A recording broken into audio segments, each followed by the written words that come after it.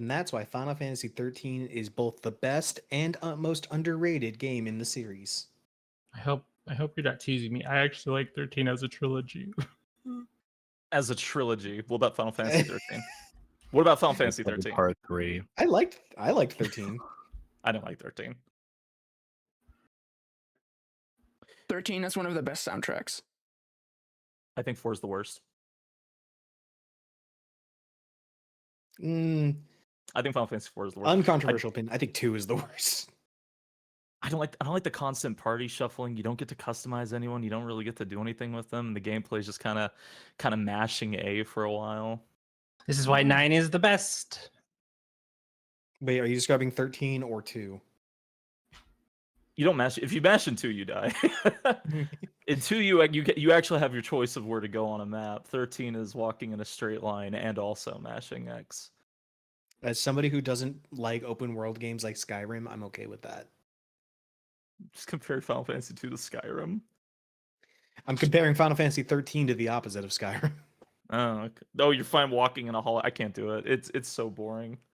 And all the stories like in little side columns you have to read constantly, these like paragraphs after paragraphs of things they should be explaining in cutscenes, but they don't. Okay, counter you argument. like Sunlit Waterscape. Oh, good. A song? A song is your counter? Okay. I think it's a good enough song to be I've a listened to it in my counter car. It's a good. I listen to it very frequently. Hey everybody, welcome to Roll for Initiative, the D&D podcast by furries, for furries, but also for everybody. How's everyone doing? This is actually like I'm asking you guys. Yeah, I wasn't. Coffee and it went the wrong way. I'm doing great. We'll continue this argument about Final Fantasy 13 in 2 weeks. That's fair. I don't want to talk about 13. Can we talk about 13 too? 13-2 is a great game except for the ending. You're just mad that it happened. I am, yes. That's the one thing I do really dislike about the 13 trilogy is that every single game retcons the ending of the previous game. Okay, yeah, that annoys me. That I will say. That is true.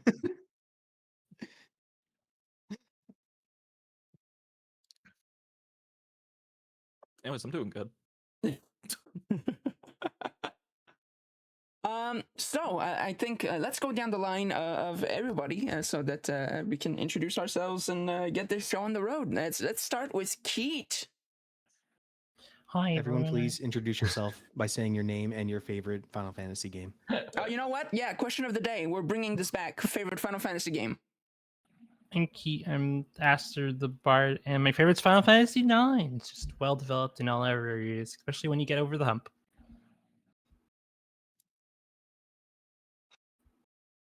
Agreed. Also, that was you should have introduced yourself so fast. I did. We were such a blur today. Final Fantasy's on the brain. That's fine. Next in line is Beta. Hello, I'm Beta, or Trim, our white owl, as my Discord PNG freaks out even though I'm not speaking and I have voice reduction on, but hey, you know, life's unfair, but that's how it be. Favorite Final Fantasy? Honestly, I've only played 13 Part 3. Ever. And I beat it, and I had no clue what was going on, but I kind of liked it. But I did stress myself out with that timer shit. That was annoying. And yeah, that's Final Fantasy for me. It's okay. So. You can your answer can be Kingdom Hearts. I mean, Kingdom Hearts technically that was my first Final Fantasy, but it was Kingdom Hearts 2 specifically. So I had no clue what was going on for like a good 13 weeks of like playing the game because I played it slow and I'm like, when do I see Winnie the Pooh? Surely it's in this forest next to this mansion, right? And it wasn't. I thought it was, but it wasn't. But I did get to Winnie the Pooh. It took me like a year and a half. But that has nothing to do with Final Fantasy, but Kingdom Hearts does. But yeah, sort of. Well, I don't know. It's complicated. Like me. Hi, I'm Trim. Hi. Hi. Next in line is Jay. Hello, I'm Hey Fizzy J. I'm playing Jacob. I am an artist, and my favorite Final Fantasy is Final Fantasy X-2.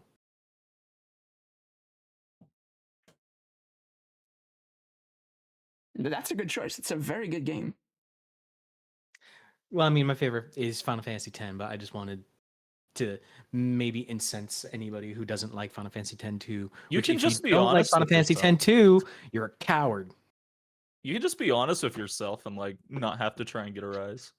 I do. I love Final Fantasy X-2 so much. I know all the words to 1,000 words. It's so know- good though. Like, You know, unironically. 1,000 words. I do. Can you say all 1,000 words right now? I know that you're hiding things. Anyway, no. I'm not going to take up 5 minutes of the Close enough. stream to sing. Not what I meant, I but mean, you know, fair I enough. would, but I don't think Beeb would enjoy it. It's, I don't mind, but we do have stuff to do. In 1,000 words, call out through the ages. It's Spacey's turn. Hi, I'm Spacey, and I play Raks, and I'm a kobold on the internet right now. And my favorite Final Fantasy. Do I have to consider Kingdom Hearts now? I was just making a joke because I know for a fact, because Beta and I had many conversations about Kingdom Hearts, that he And at least has played those. I would say Kingdom Hearts blows Final Fantasy out of the water. My favorite Final Fantasy is Final Fantasy VII. It was the first one I ever played. It's one of the first games I ever played fully in English. Its themes about moving on from grief and loss mean a lot to me, and I really like all the characters. I think it's a really fun game to replay too. Really fast. Yay. It makes me happy that our favorite games are sequels to each other. Yes, let the hate flow through you, Spacey. You keep saying this. I've literally never commented that I hate this. I just don't care. You keep Yes. saying it. When we did a Final Fantasy X stream together a couple years ago, Jay and I started joking about that theory, and you started screaming in anger. So I didn't scream in anger. No, we have it. Stupid. It's clipped. You did. it's clipped. It's clipped.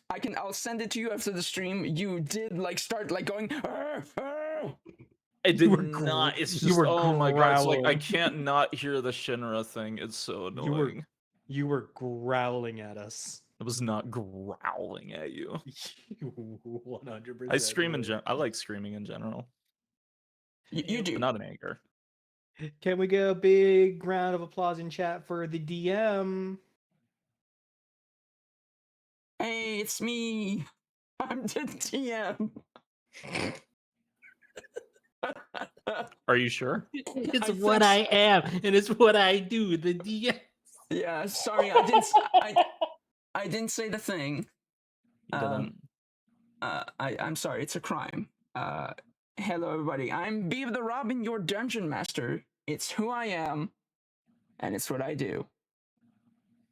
Happy now? I said the thing. I'm sorry, I Say missed the it. What line, did you? say What the did you line. say? Say the line, Bart. Beeb's been body snatched, is what it is.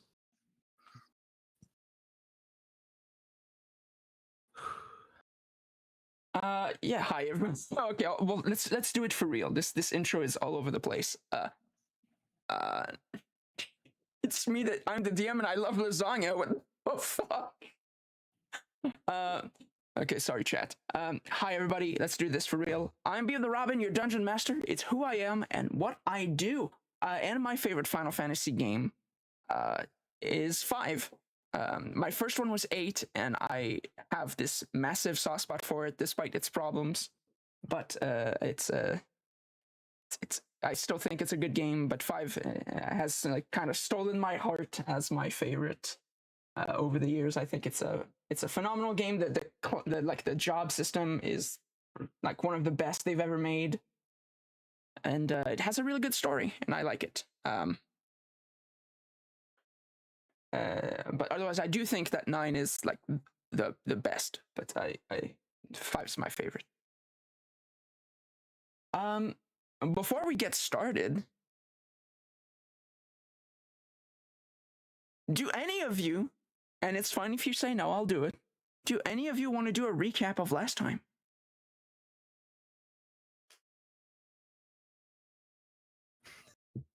Okay, that silence tells me everything. I got it. I was thinking, but it was like, you probably do it better. Probably Wow. wouldn't have liked my version. You wanna give it a somehow shot? gave me stage fright. Like Jesus. I was thinking, but I might like say something messed up, and I don't know if I should. Okay. Okay. What if I did a recap, like one of those like character recaps when you like continue a playthrough of like Sonic Adventure 2 and it's like, hey guys, Tails here. I'm doing this, this, and this.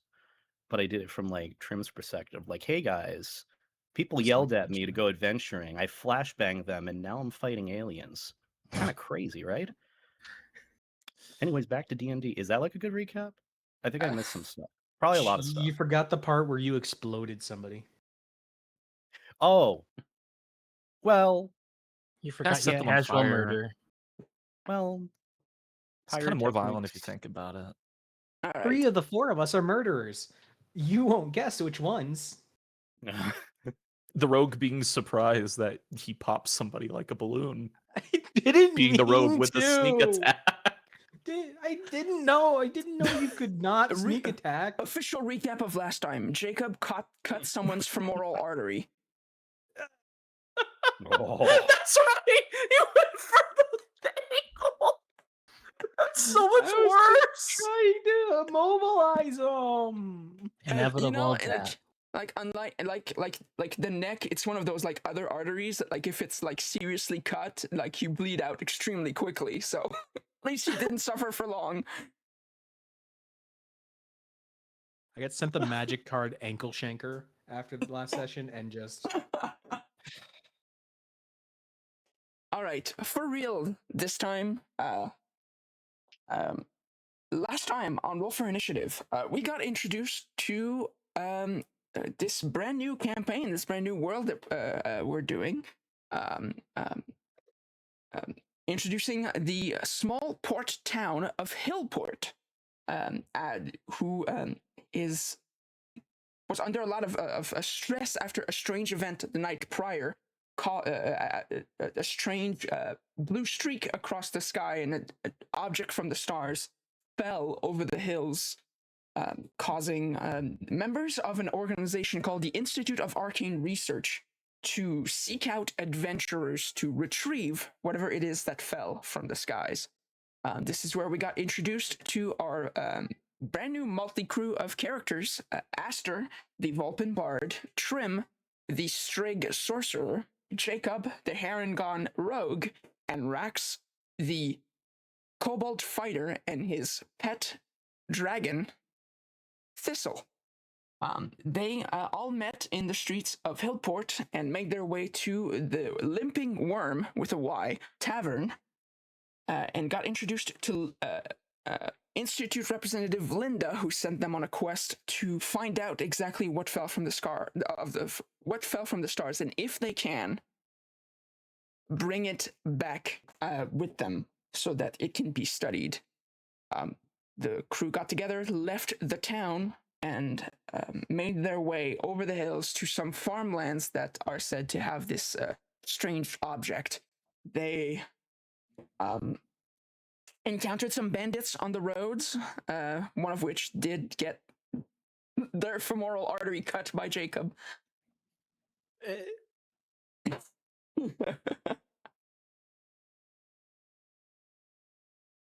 It was a Corvum bandit captain and his crew of little rat minions. And after defeating them and letting the Corvum bandit captain run away, they made their way to the farmland, discovering that the object that fell from the sky, of all things, seemed to be a large sailboat. Like a galleon, a wooden ship that looks like any other ship, just simply crashing in this farmland. This is where they encountered the owners of the farm with that had this strange, sickly light in their eyes, flanking this strange alien creature. after managing to free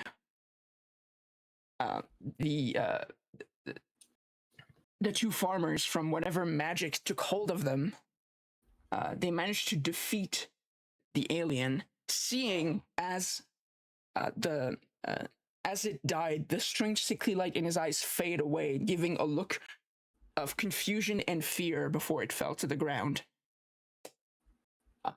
The crew gathered their thoughts and composure a little bit, trying to get their bearings after all of that happened, only to hear the strange crackling noise coming from the wreckage of the ship. And out of it ambled out a... there's no other way to describe it. A robot pirate captain who ambled out of the wreckage, reached one of its hand out towards the crew, its other arm ripped missing, exposing wires, and then it just fell to the ground. And that's pretty much where we are.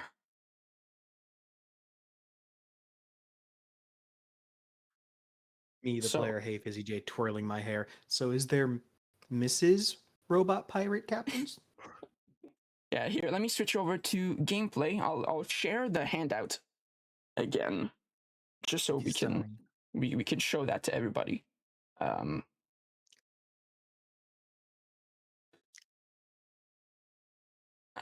Oh, by the way, I guess I'll share it just for those who weren't there last time. This is Institute Representative Linda.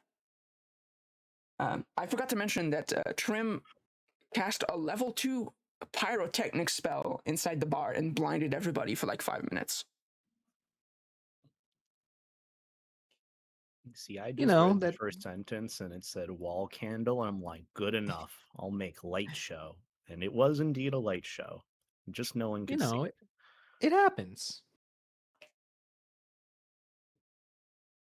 It's so funny because Aster was like, oh, here, let me cast this cool wind barrier around myself, and it creates like this little gust of wind. And it's like, ooh, nice spell. And then Trim is like, flashbang!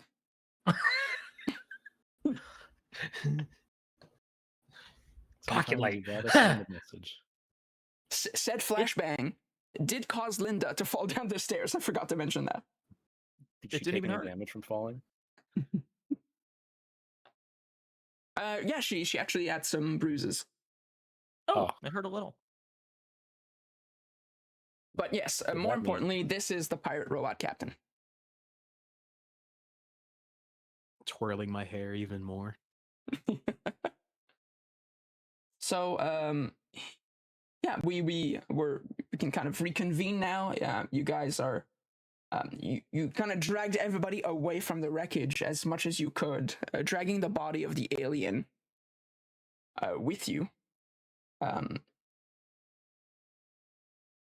And yeah, in like about let's see, what are we talking about? About 50 or so feet away from you is the body of this robot. Before Oh, we I for- start, do we need to address the controversy of Jacob accidentally getting a full heal? Oh, sure. We had to fix something with Jacob's character sheet, and as a result, we kind of lost track of how much HP he had last session. So, who cares? He got a full heal. That's controversy. I apologize. I'll release a full statement. I'll even bring out the ukulele. Bring up the podium. Not the. I have one you can Like- borrow. Hello? I will be expecting Steven Universe levels versus a song.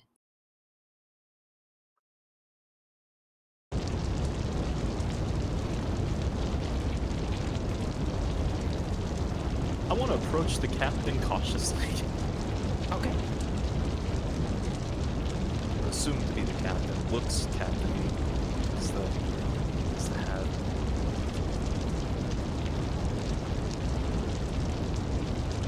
Oh yeah, the fires. Sorry, I have like a fire sound effect, and it's very loud here. There is a lot of fire. The flames are in my head. Think that's a good idea. What? Well, what else do we do? Okay. Got your back. While Thank they're you. doing that, may I search the body of the creature to see if there's any, like, I don't know, not loot, but like identification, like papers, language, anything like that that might Sure, give us an insight as to who this is? Make an investigation check as you kind of examine this body on the ground.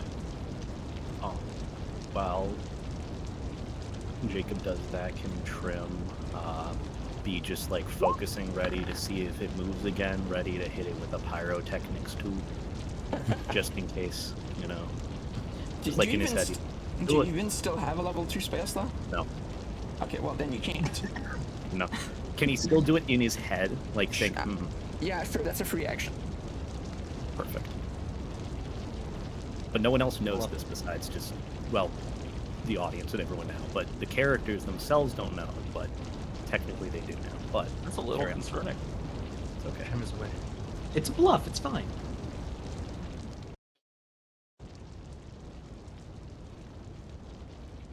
But I rolled a 16 on that investigation check. 16, okay. Yeah, you kind of start like patting down the body, trying to see if you can find anything of note when examining this strange creature, which it like doesn't have fur, scales, or feathers. It's something you've really never seen before, and as you pat the body down, you don't feel any signs of life left in this body.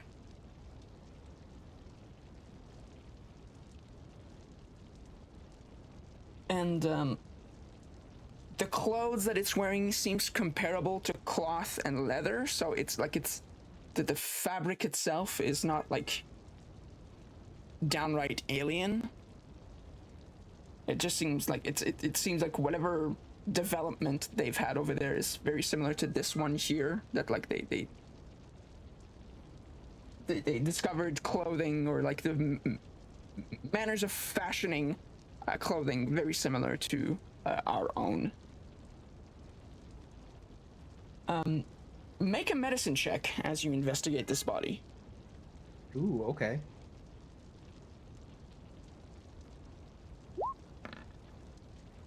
Nine. Okay. 9. Obviously, you notice all the wounds and damage that the crew did to it, but there's nothing strange or particular about the body that catches your attention beyond that. But you don't find any sort of objects or identification or papers or anything like that. Okay. Okay, back to Aster and Raks. You are standing next to this robot's body. It is like face first into the dirt, so what you're seeing is essentially its back. I take my flag and kind of hold up high and just start lightly poking him on the side with like kind of the blunter end of it, like, "Are you okay? Are you dead?" I think it's missing an arm. Don't know if it's okay. Well,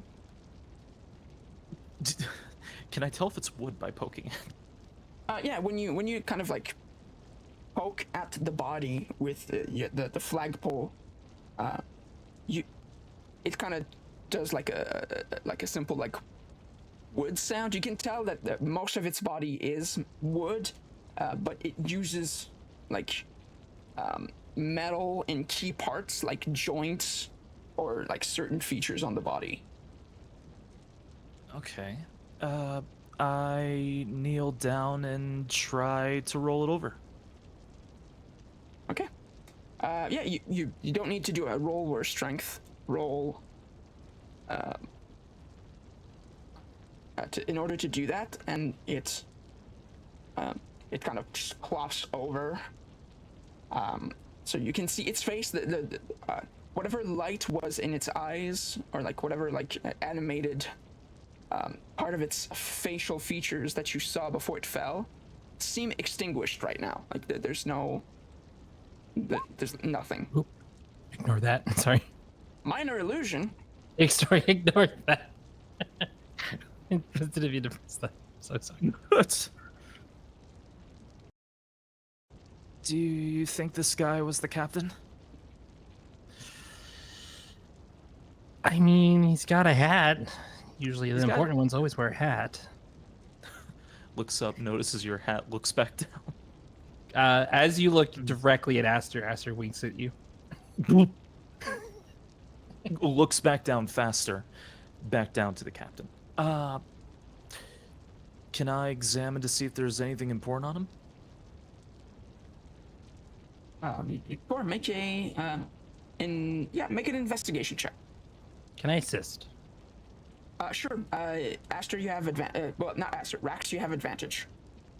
Oh god, okay. Alright.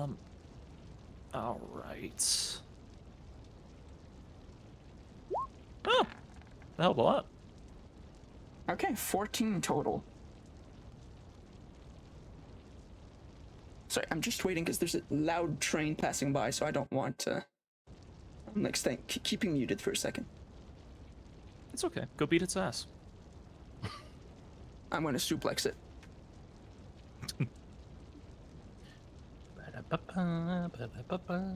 I'm just going to close. It's warm, but I'm going to close the window.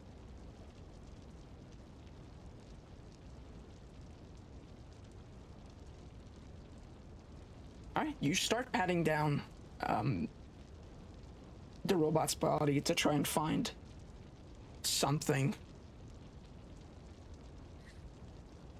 And then you hear, "Would you kindly help me up?"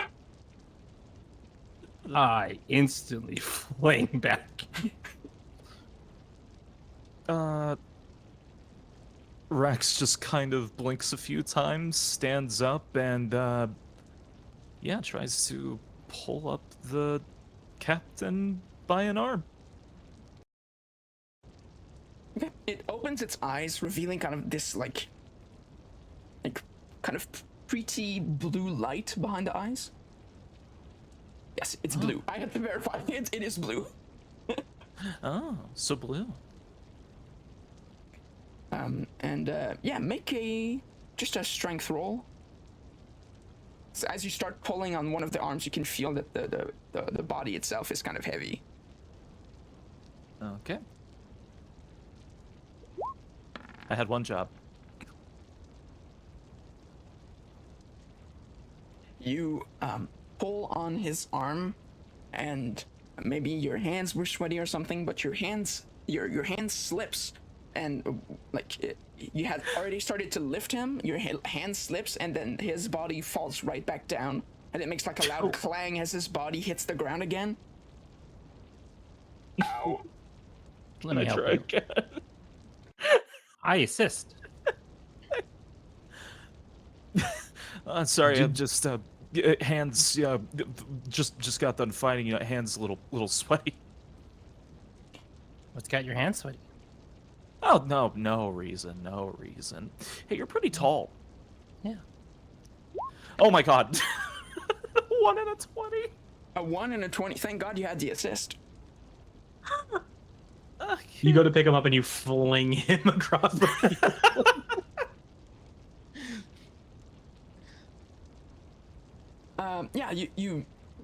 I mean, with Aster's help, it takes no effort at all to help him back on his feet.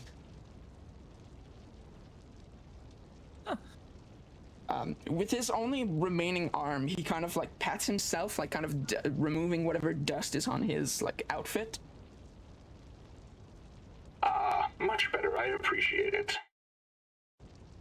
Oh. You need to be tinkered or whatever. Are you okay, in other words? Jacob, this might be your department. You seem like a person. Jacob! You Huh? seem like a person? I am very distracted by like poking around this alien's skin to see like what it is. Yeah, it's kind of yellowy, and it has like these strange, like purple, like light purple patches all over the body.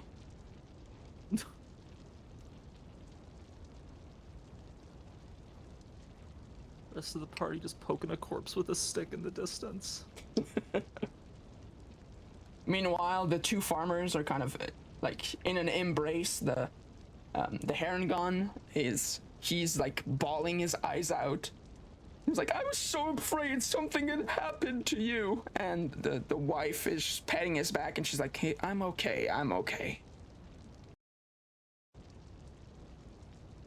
Okay, so I am called over, so I'm gonna start moving this way. So I'm just over this little bridge. I'll make a stop here and just kind of look at the two farmers and just be like, "We'll get back to you in a second." Did you guys move the pirate captain at all? They helped. Or am I him coming up. all the way over? He's on his feet now. Okay. I'm gonna come over here, and You have I'm the just eye kind tinker of things. upon like So getting a okay. closer look at the man here and seeing that he is very clearly not a made of flesh and fur. Just kind of staring at him starry-eyed, like, whoa, what are you? Please don't oogle the stranger that we just met. Coming from the stranger that you just met. Who is constantly ogling the other stranger we just met? About a few hours. It's been about a few hours, I think. It's been a few hours.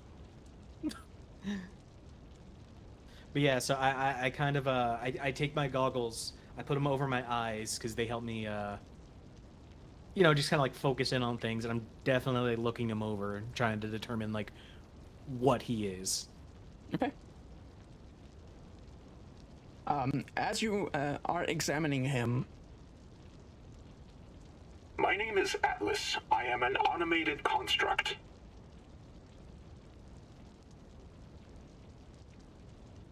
Do I know what that Do we know what that is? sure, that would be an arcane check. Should we all try and figure that out? If you want to do a roll, you can do a roll. I have a nat 20. That's like 20. Nice. 2 20s. Or not, or 2 20s in the same session so far.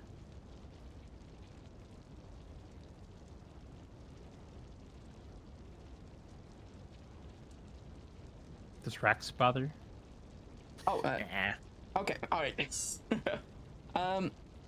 Yeah, you both at 18. For you, Aster, and especially you, Jacob, with the nat 20, animated constructs are nothing new to your world. Artificers and powerful wizards have managed to make all sorts of, like, animated non-living matter, like golems and animated beings of wood and metal. It's nothing new. One like this is not something that you're familiar with. It seems like a level above the kind of stuff you're aware of, but animated constructs, that's something that you do know is a thing that exists.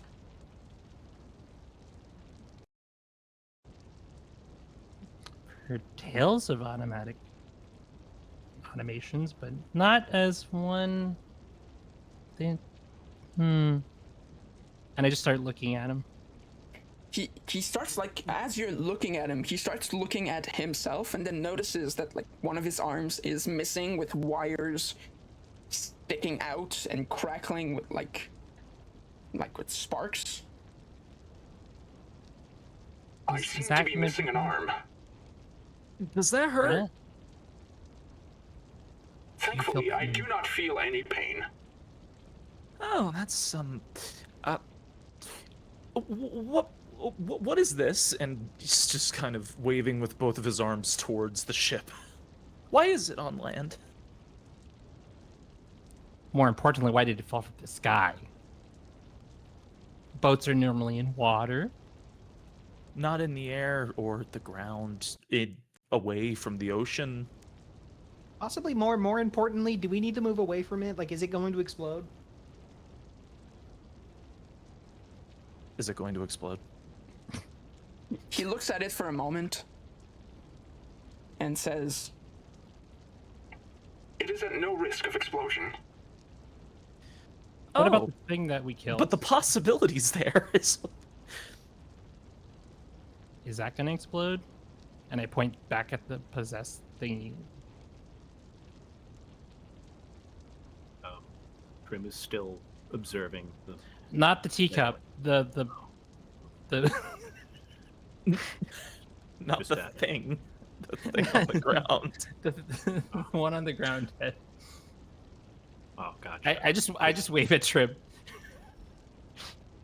Hi. I wave back, and then I go back to looking at the dead alien corpse, making sure it doesn't move.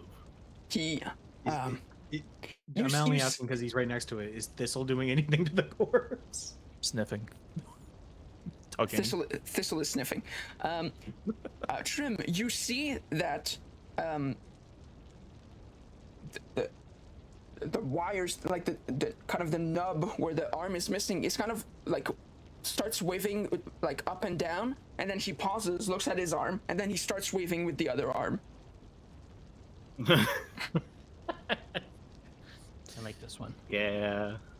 We should that's we should it. do something about that. We should like get you Hey, an Safe. arm. We should go look. Is the arm in the wreckage?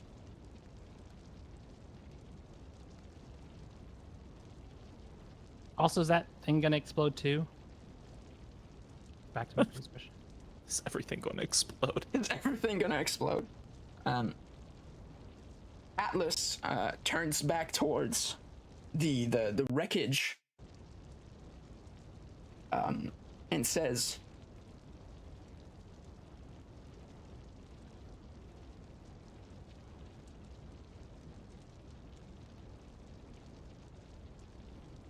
This is the Solar Argonaut. A ship built to travel the astral sea. I'm just gonna go ahead and press this button. It's not very good at traveling the sea if it's on land. I don't know anything.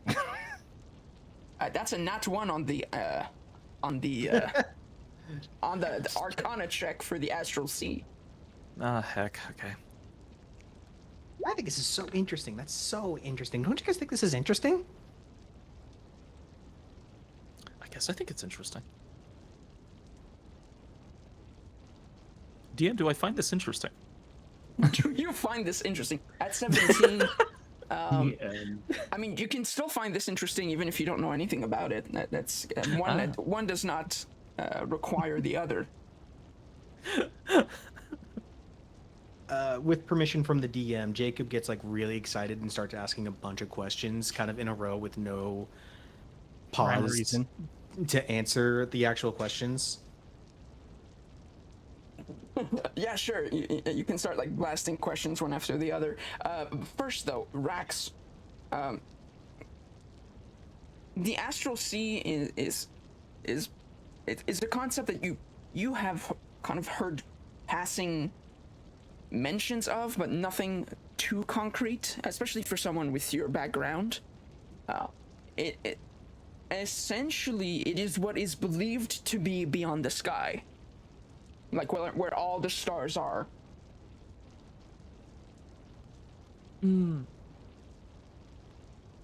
So it's for outer space? Is that what you call it?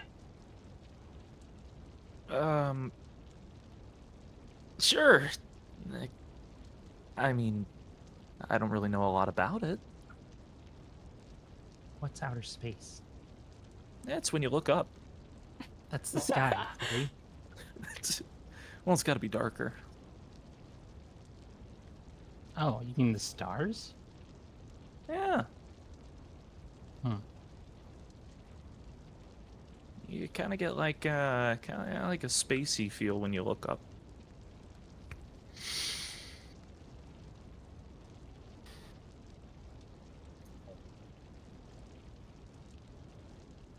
Is it safe to check this wreckage? I yell at Atlas. He nods. Just be mindful of the flames. Go investigating into the wreckage. We're gonna find a lost arm.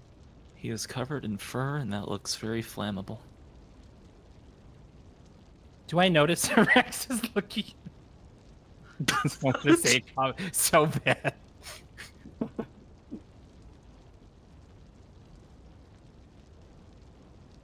Sure.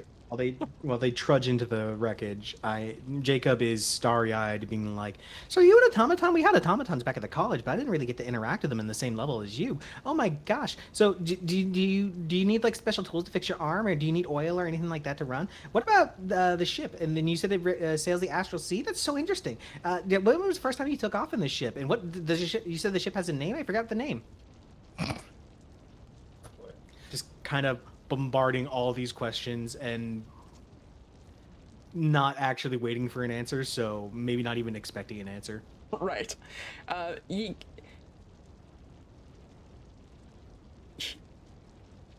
If it was possible for his like face to express confusion, you could somehow see it in his expressionless face. He does, however, answer the last question you asked, and reminds that the name of the ship is called the Solar Argonaut.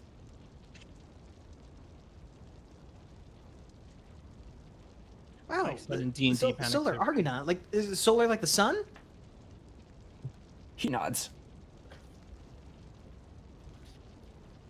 Do you think he flies into the sun? Do you think that's why it's on fire? I'm pretty sure the fire is because he crashed. I mean, the sun could have, maybe it was on fire from the sun and then it hit the ground. No one can go to the sun. Are you sure? Have you been to the sun? Can I make a history check to see if anybody's ever been to the sun? Or make a history check to see if anyone's been to the sun. That's a nat one. You are positively convinced that someone has been to the sun. I don't know much about D&D lore. Is there like an equivalent to like Helios or anything like that that we could reference and be like, oh yeah, like in this ancient myth, this god went to the god of the sun. Yeah. See, Aster, people can go to the sun. I haven't heard any Okay. tales. All right. When you enter the wreckage, Aster, for whatever pieces are left, it seems to be almost like a normal galleon, like a normal sailboat.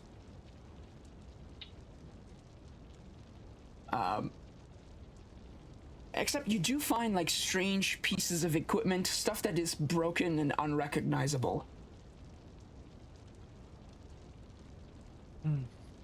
But with your high roll, with your 21, in this wreckage and whatever is left, a lot of it has been kind of dug into the actual ground in the dirt, and there are multiple sets of footprints. Like somewhat recent, probably like before you arrived, from that walk into the wreckage from outside and then back out.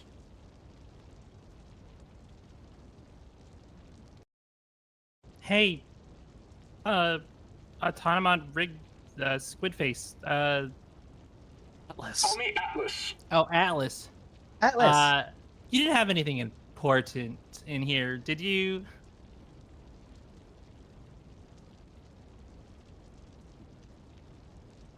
He kind of hurries over to look inside the wreckage to see in whatever is left if he can recognize anything that's missing. I know this isn't exactly where you left it, but he points to the footprints. Aster points to the footprints. Looks like we weren't the first ones here.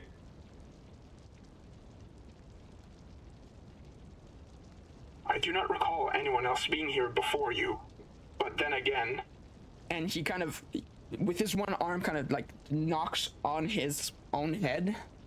Oh, yo. I seem to be missing crucial pieces of information.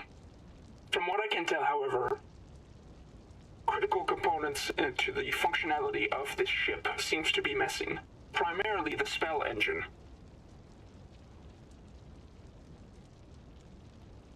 Spell engine?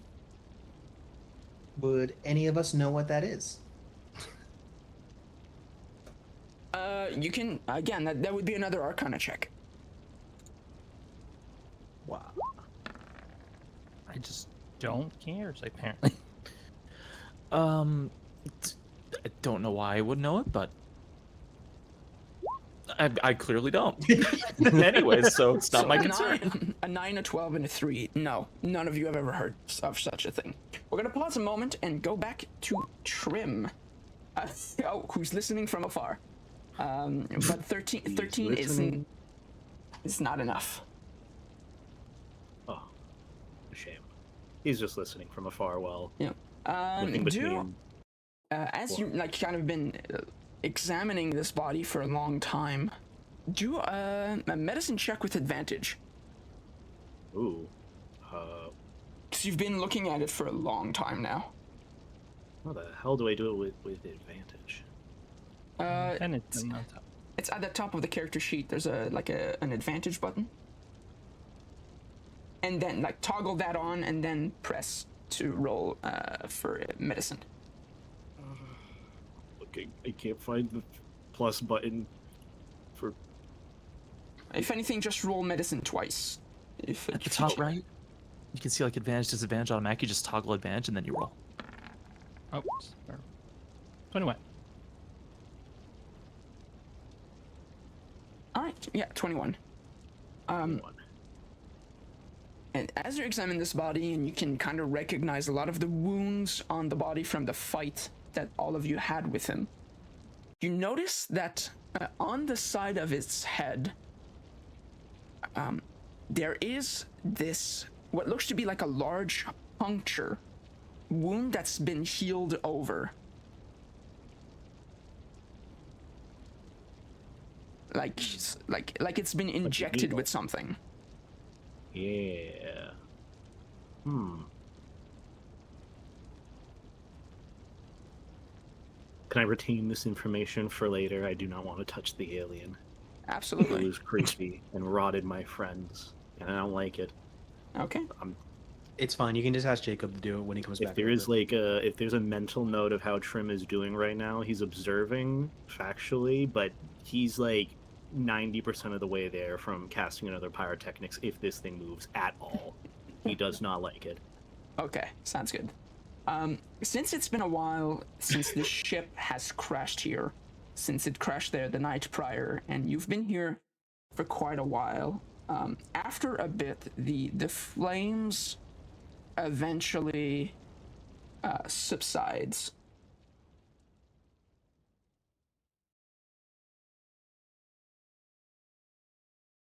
There we go. Sorry. It's just the 1-2 just instant like, oh. There we go.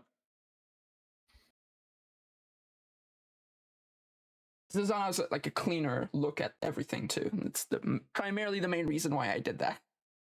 I didn't realize there were sheep here. Yeah, What? Sheep? Oh. So there have been sheep here the whole time. No, they came back after the fire. They weren't on the animated one. I guess once things have calmed down, a lot of like the livestock from this farm started coming back kind of cautiously. Oh, okay. I was guessing. I don't remember seeing a sheep. Speaking of the farm, can I suggest that since we're investigating these footprints, that maybe they're from the two farmers that we should probably check in on as well? Yeah, sure. I do that. Hey, these footprints might be from the farmers. Has anybody actually checked if they're okay? No, checked if they weren't dying. They seem to be okay, but we should probably talk to them. They had the same thing that one person had. The ice. We should get whatever we can and Atlas to the Institute, probably. That might be wise. Let's check on the villager. Alice, would you want to come with us to the institute?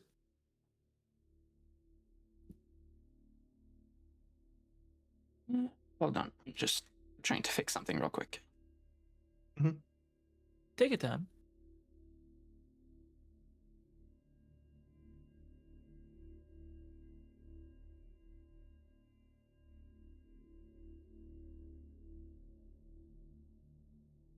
Okay.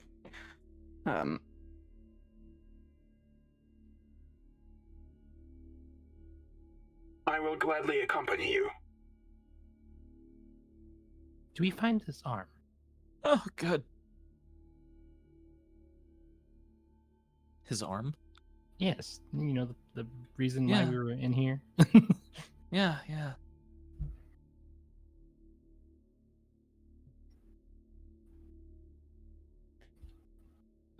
Make either a perception or investigation check. Bet. May I as well? Sure. 16 for me. Ooh, we're all perceiving.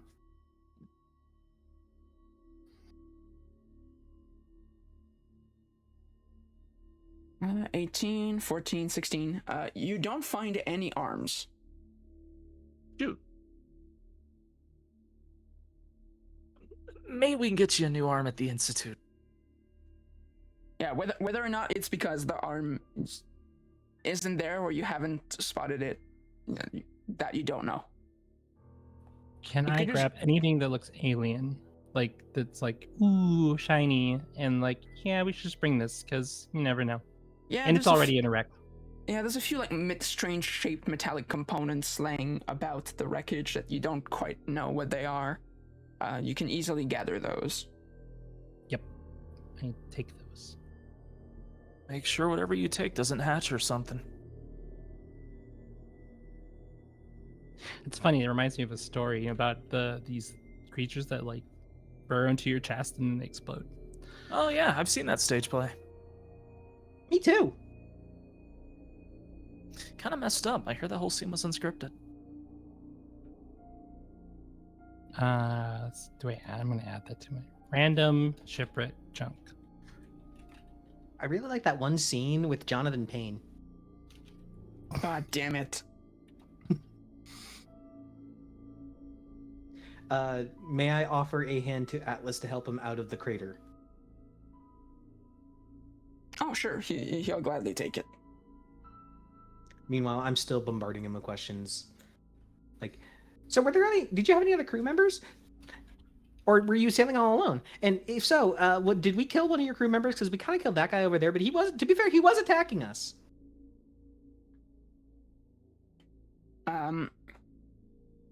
You pull him out of the wreckage, and you ask him those questions, and he seems to like stop in its track and remains immobile for a few seconds, like it's trying to recall something.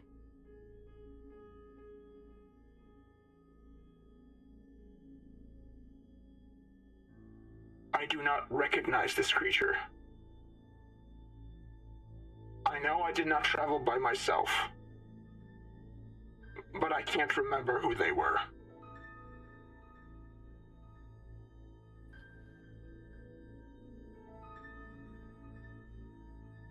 Jacob's gonna kind of look at him quizzically and go, amnesia. I don't think automatons have amnesia. And then I walk away. Automamnesia. And then I'm just walking back over, muttering, trying to think of a word for it. Hey, are you two okay? The Harangon is still still crying in his wife's arm. Man, y'all cried for a while. That was really scary.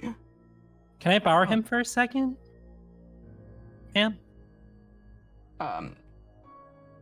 She you know, takes a step back, like, puts her hands on his shoulder, and kind of gives him a little nod, and then lets him go. I would like to do a non-lethal unarmed strike and slap him across the face. Make an attack roll. That's a nat 1. It's okay. I wanted this to happen. Wanted it to be as light as possible. Mm-hmm. He actually catches your hand before you hit him. Good. Seems like your senses are working at least. So you're just doing this on purpose, or come on, get it together.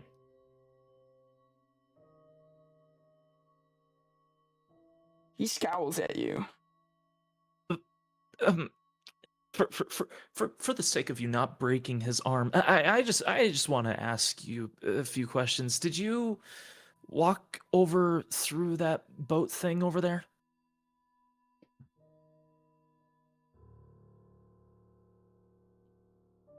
The doe woman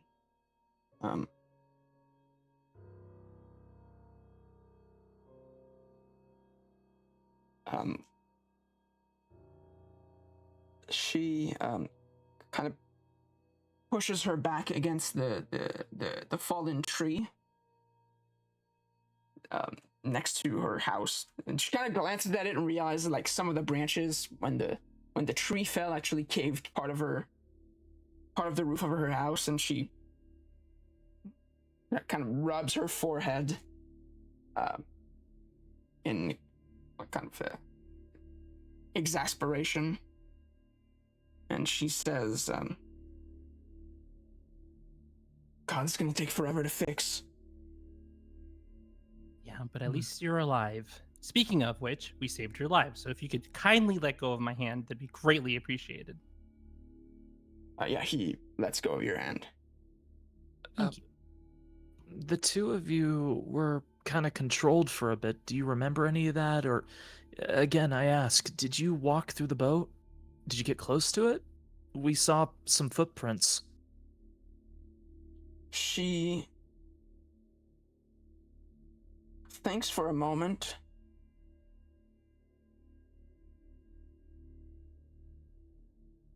And she shakes her head no. I can't remember anything. That's okay. I remember feeling fear.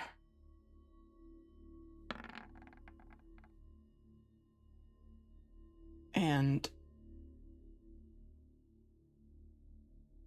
no, nothing. That's all. I can't remember. I don't remember anything. Aster, you want to announce your role? Yes, I rolled a 20, or what did I rolled an 18, so 21. I was inquisitive into what they're saying is true. Okay. With 21 on your insight check, please try to announce what rules you make, because some podcast watchers don't know what you're doing. Yeah. I was waiting for you to finish. Yeah. On 21 on your insight check,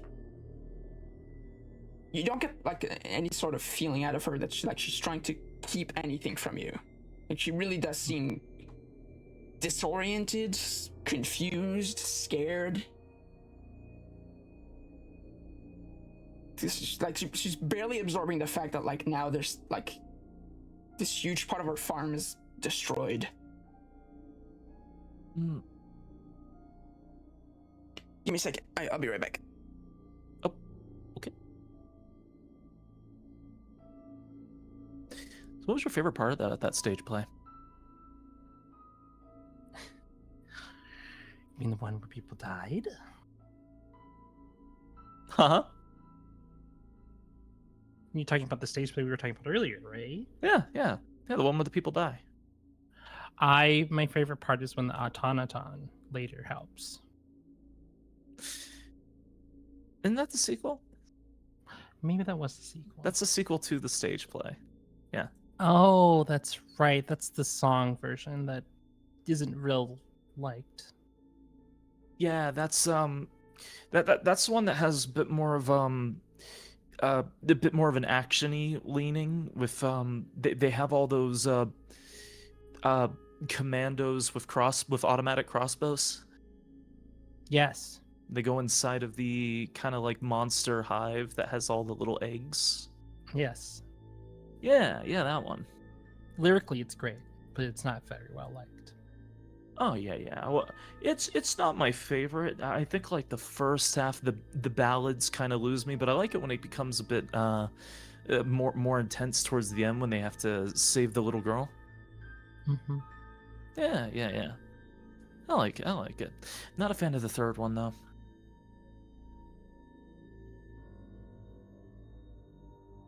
It's kind of terrible. These two are just. What is going on? What are they talking about?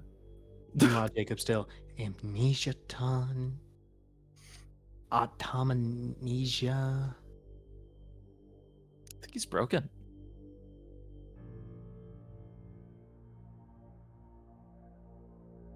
Do you think that kind of like leans into Aster? Do you think the ears work like antenna? I heard yes. He probably That's what I is heard. right now. He might hear us right now. I don't know if bigger ears makes you hear better.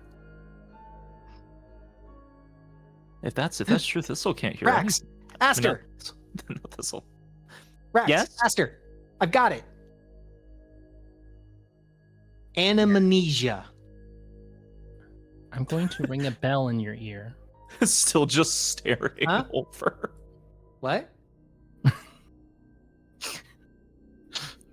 Nothing. Well, if Jacob can hear really well because Jacob has big ears, does that mean Trim can't hear us at all? Is it like a magic thing? He doesn't even have ears. Hang on. Can you guys speak up? I can't hear you.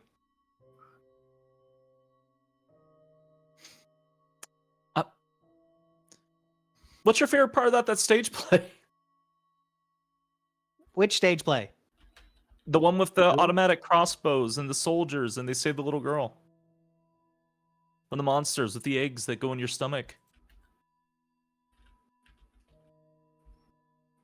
Oh well, I like I said, I really like the part where Jonathan Payne is laying on the table, and he starts screaming, and then the thing just kind of like jumps out of his chest. That's the first one. It's the first one. Trim just kind of slowly goes to look back at the alien intently, not sure how to process that information, not knowing anything about what eggs and exploding and crossbows are. That's right. The automaton is from the ballad, the night that he had the whole broadsword and was like cutting, in between the soldiers and then scared all the soldiers just to show how good it was at like not cutting people. That one. That was really... Wait, is that the one where the big automaton comes from the future? No. Just Raks and Aster just like, no. All right, I'm back. Sorry about that. Just had to handle something real quick, but it's all good. The construct comes from the future, and he's like, "Travel with me if you want to survive." Is that what's happening now? Actually, is he from the future? I get stars in my eyes, hands to the cheeks. Are you from the future? I am not sure. There's a chance. Wow. See, what I tell you guys has animamnesia. That's not it. I don't think that's what it is. Yeah, that's totally what it is. I would say how it is, but I can't seem to remember.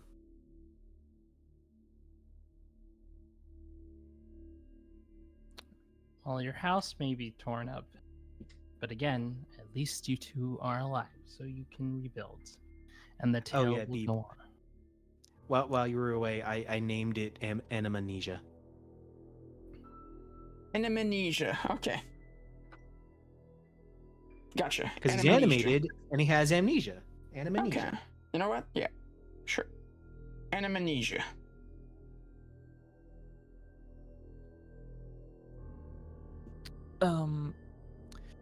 It is the Institute? Just two thumbs pointing in the direction past the bridge. Right.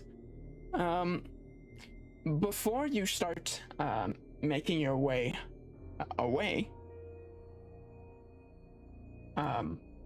what do you do with the alien body? Ooh. Raise his hand. Yeah. What would you Jacob. like to do? I asked the farmers, do you have a wheelbarrow we can borrow? We're not gonna take a corpse, an entire corpse. I think To that would this. raise a lot of questions. You Well, were yeah, tasked. questions are a good thing, right? You were tasked by the No. Institute to bring back whatever you could from the wreckage. Oh, shit. Okay, yeah, you got a wheelbarrow. I'm just looking at the both of you. Well, I would suggest a burial, but killed the plants by being around it. I don't know what to do. Yeah. Actually, I forgot to grab something. So I'm gonna be right back, and that will be the lady stepping away to go get a wheelbarrow. Okay. What do we say if somebody questions that we're walking around with a corpse in a cart? An alien corpse that we have no idea where is from. You know, it's naturally gonna be okay. I'm sure it's fine. Maybe we should get a tarp. It's just our cosplay from the hit stage play. What is a cost? From the one with the from the one with the eggs. Oh god, I hope nothing Stop. comes out of my stomach later. It's a prop for the new stage play. We should probably get like a tarp and like throw it over him a little bit so we look a little less serial killery. Why? Because Jacob, that might get the authorities on us. Yeah, but we didn't do anything wrong. Jacob, that is a dead body. Jacob, that is a dead body. Regardless, people will ask questions, and in this case, questions are not a good thing. Sorry about that. It was just time to give my. It was just time to give my cat her medication, and I need to make sure I do it at the right time. We want a tarp to put over the body. Raks wants a tarp. I want a tarp. You could look within your respective inventories if you have a blanket, a bedroll. I have a bedroll, but I am not giving my bedroll. Oh my god. Okay. I don't know what I have. I have a tent. We can't put a tent in Well, you could put the tarp fabric on in the the tent. tent. The tarp. Yeah, I was from the about to say tent. maybe we could use the tarp. Guy, let's use a tent tarp. Put it over the body. She comes I- back with a wheelbarrow that like is barely big enough to contain the body of the alien. Like it's gonna do, it's gonna be fine, but it like Oh it my might God. have like like Its the legs tarp are gonna over be it and- sticking out from under the tarp. Yeah, that's it. Like the limbs are gonna stick out from on the sides. You know, I was against this option, but now I'm even more against this option, but the alternative does not make me feel any better. So I'm going to let you guys do this, and I'm going to play a little song to comfort my feelings of what we're about to do. And I Okay. will roll a performance as I move away from whatever is happening. I rolled a Okay. 19.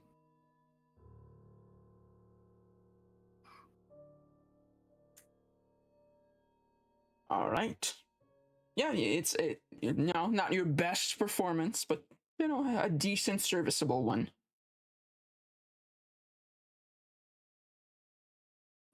I'll push the wheelbarrow.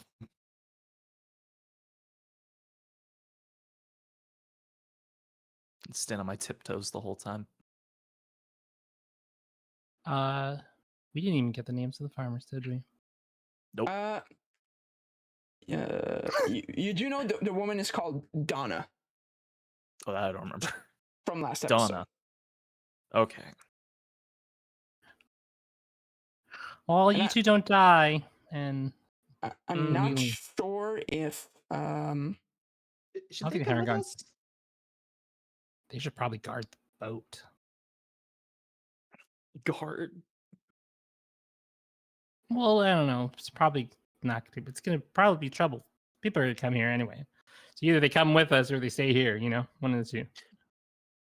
Whoa. What the fuck happened? I didn't do it. 15C in Montreal. You're. Yeah, my roll 20 disappeared. Yes, Oh. it is. It disappeared and opened up the internet browser. I need to fix this. Well then. So what do you guys think when they tried to resurrect the stage play? I just They started going in. The bards that were involved with that really wanted to like delve into like other aspects, and I don't really like those stage plays. Not a fan. I hated the third one. I really did. I think it ruined the whole thing. I truly did. I don't think the fourth one was very good. Well, even though they were going to the whole industrial thing. There Everything is was very a children's game that the kids were playing that's based off of the stage play. It's really fun where you have like one that's like really scared. It's kind of like hide and seek. And then you have like two of the kids like talking to the one that's catching them. And it's actually really interesting because they can't talk to each other, but they can talk to the person. It's really, there's magic involved. It's really, really good. Oh yeah, that's the one with the monster that's chasing them the entire time. Yes. Yeah, I really okay, like the yeah. crossover with the hunter. Yeah. Oh yeah, the hunter. Mhm. Yeah. I was kind of a fan of the one game that they would play in taverns where you'd have the humans and the hunters. Whatever mythical creatures I know, the whatever humans are, but they were really interesting. Them and the hunters, fighting What's the a human? monster. I don't know, but they're in the stage play. In the stage play spin-off. Yeah, well, This bit is getting out of hand. We're working with what we got here. listen. Is it working now?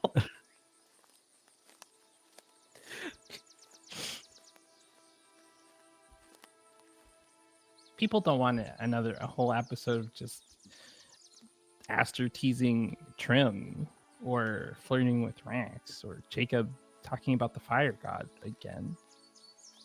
There was also that time he mentioned where a scorpion kissed an ice cube. Yeah. Speaking of the stage play, there is that one time that both the creature from the stage play and the hunter took part in the fighting tournament on the island. During the 10th tournament? I remember that one, yes. The things you talk about confuse me. Oh, we have so much to show you. You're new here? Oh, we got plenty. I'll catch you all up on the way back. Oh no. As we wheel this barrel full of alien corpse, probably pussing with juices as we go along. No. I'll make it nastier. Just like the idea of this soul trying to shove the arm and legs back in as they keep falling out periodically. As What we would you push think the would happen, wheelbarrow, does the Raks? ground corrupt around it? No, it was a spell. It was like an ability or something. Yeah, it was Does the like wheelbarrow a corrupt around it? it was an attack it was doing. It wasn't like it didn't have a perma aura of decay around it. Did we decide to bring the farmers with us? No, you made them stay behind Okay. to clean up whatever is left of their home. We'll send back some help. Yeah, we can ask the Institute that. We'll figure that out. I'm flatlining. Did we actually figure out where to go? The Institute, or did we just go to the bar? That's a great question. Are we going back to the limping? Going Gnome back with to the Y? bar. Yeah, The bar. you were told to come back. Yeah, Just we're double checking. We're going back to the bar. Because we're Can I ask talking about a- going to the Institute. Can I ask the DM a question? The answer's 42. which word has the Y? Because you said limping worm with a Y, but It's worm with a Y. Limping worm with the Y, and it's not where you think. Now it is where you think. That's very scary to say it that way. You're gonna see. WUYRM worm. I'm expecting it to be like at the end of, and it's just its own letter, just separated from the two. Maybe it's just all spelled out. The limping worm with a Y. Yeah, exactly. Just a Y. Oh, with a Y. The full text. That's a very long sign. I feel like they could have shortened it somehow, but I just can't figure out. I feel bad for Atlas in the 10 or whatever length of time it takes for us to get back. Yeah, I'm very confused by what's happening. And yeah, it's worm with a Y, like a wormling, like a dragon, like a limping worm. That's the name. And yeah, it doesn't. It takes maybe an hour without interruption on the road this time for you to get back to the town of Hillport. And you Meanwhile, approach. Jacob is just regaling the story of the stage plays. And you do approach the gate of the city where there's like a guard posted. Oh, hi again. Not the same, different entrance, different guy. Hello for the first time. You probably passed him when you left, but you didn't really have any interaction with him. Okay. Not suspicious of the wheelbarrow at all. He is looking at it. We continue on, and I literally, as we're passing or tried to pass, I say, "Urgent business from the Institute."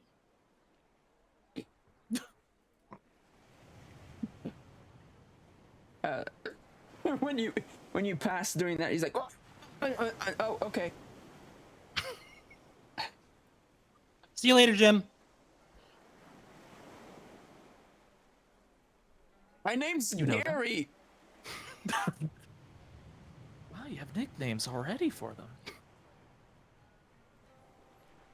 You just look like a Jim. Yeah, just would love to get a nickname sometime soon. Just Aster handing out nicknames to everyone else. Not even realize.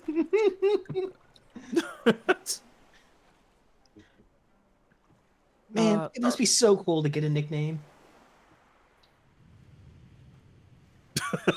Just keep wheelbarrowing. I am unfazed. Come on, teacup.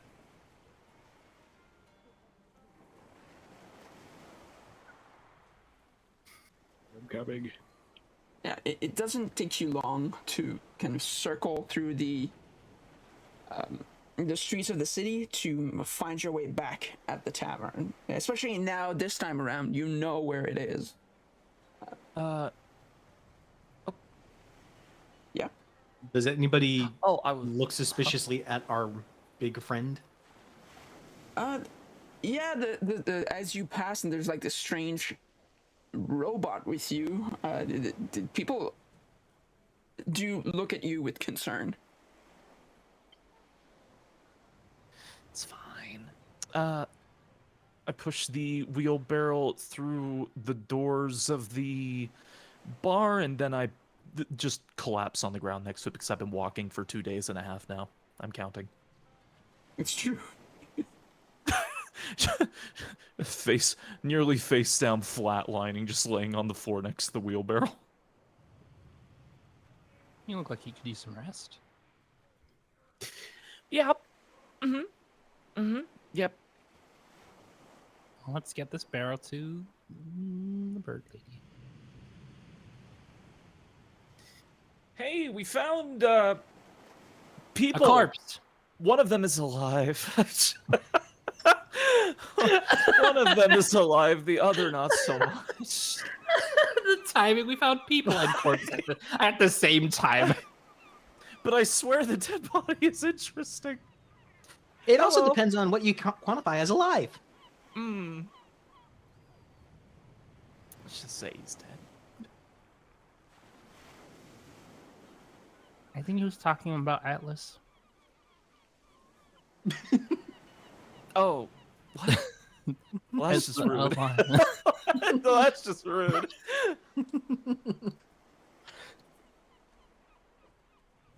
I bring the wheelbarrow and open the top nonchalantly, like, ta-da! Don't say ta-da with a corpse. Load up the fireworks. Surprise! I stood by what I said. Linda walks over.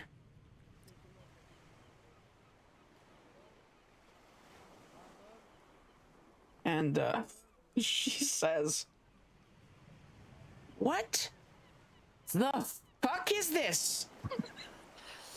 It tried to kill us. And Yeah, they came from this. Depending on your view, this is good or bad news that it's dead. Oh God. I'm gonna limp over before it gets worse. This person that we have in the wheelbarrow, there was something that may have been controlling both them and the couple that lived at the farm there. Which they need help, by the way. Which they need help. Their house basically exploded and whatever crashed there. It was a boat. It was a very big boat. I don't know why it was in the sky, but it may or may not have been traveling through the stars. But Okay, this... okay, no, okay. Whoa, hold on. Okay, this is a lot, so I'm gonna need you to stop with the fast rambling and explain to me why is there a weird green person in this wheelbarrow, and why is this person made of wood? Would you like the Cliff Note version? No, Does I the think bartender react to any of this? Yeah, the barman is just glancing at all of this with like huge eyes in like confusion. Like he's like, I'm not getting involved in any of this, but he is looking. Okay. Sorry, I put my finger to Rex. On Rex. Exactly. Would you like this in a song? I honestly, with all that you have to give me, I think I need it straightforward. Okay, you get the short version. I can do that. I can do that. Short version, Jacob. Short. I'm scared. I still have the finger on Rex. Short version, Jacob. Yeah, we can do a skip ahead as you retell the story of the ship that crashed on a farm, the family that needs help, the strange alien creature, and obviously introducing Atlas to Linda. So skipping ahead to the end of the explanation, and then Atlas said it was called the Solar Argonaut, doing kind of like a hand motion, like making it sound all mystical. And then we decided to come back here with this corpse. The rabbit man speaks the truth. And Atlas has what I'm calling animamnesia. Is that Atlas? He has what? Animamnesia. It's like it's like amnesia, but for animated things. Aster makes like an eye roll with his hand gestures, like.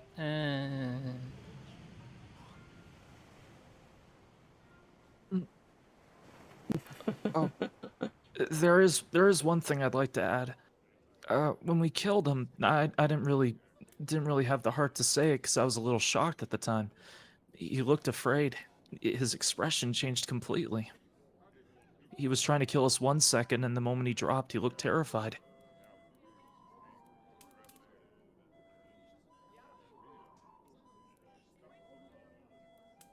It was like a light switch.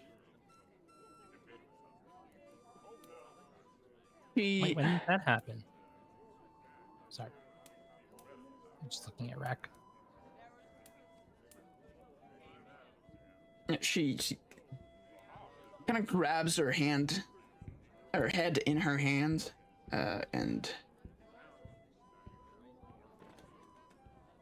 She's like, okay, that is a lot, but you did as you asked. So, mission accomplished, I guess. Yeah. Now, there's a few matters we need to discuss. First things first, your pay. And she puts on the table 4 little pouches that is jingling with coins.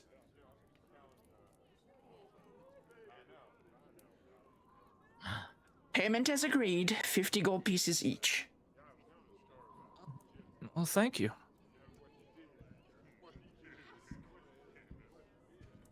Thistle grabs his bag.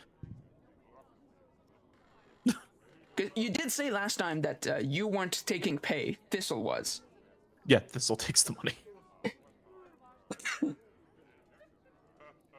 That's gonna be a bad habit. No, that's fine, I think. Mounting concern. Oh yeah, there was also this thing where we almost got mugged on the way there, and then one of them ran away. There's that.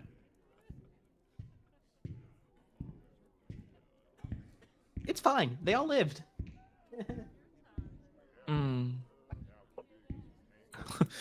Looks down at the dead body, looks up at Jacob. What else do you want from me? You don't like when I say one thing, you don't like when I say the other thing. I didn't say anything, actually. I haven't said anything. I could tell. With my antenna ears, yeah, I heard it. Oh, you can hear well. So I was right. That means Trim can't hear anything.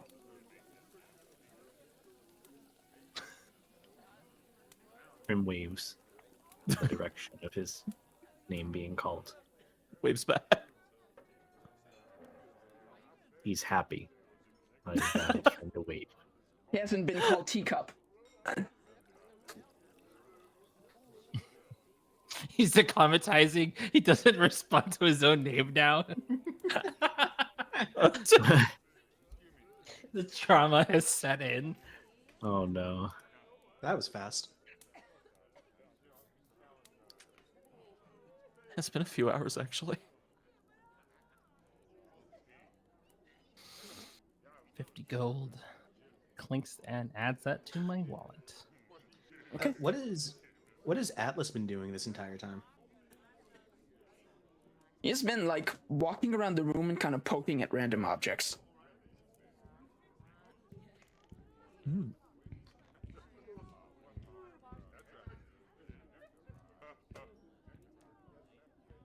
Just have Thistle follow him the whole time.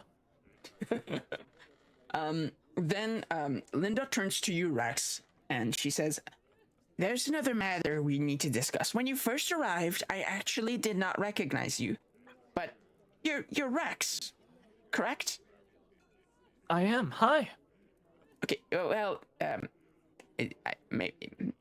maybe it's fortuitous that things should happen this way. I was supposed to meet with you 2 days ago, but I did get word that you were to arrive late. I did not expect that I would just send you on a mission without actually going over what we were supposed to talk about. Oh, yeah, the carriage I was supposed to took, wound up leaving without me. I was helping somebody put up a sign, and I walked here for 2.5 days. You must be exhausted. I really need a bed. Okay, well, there's rooms upstairs for you guys to sleep, and we can continue talking about all of this tomorrow. Well, thank you. I appreciate it. I've survived this whole time on dirty beam water and just pure determination at this point. I think if I take a few more steps, I'm going to fall over and die.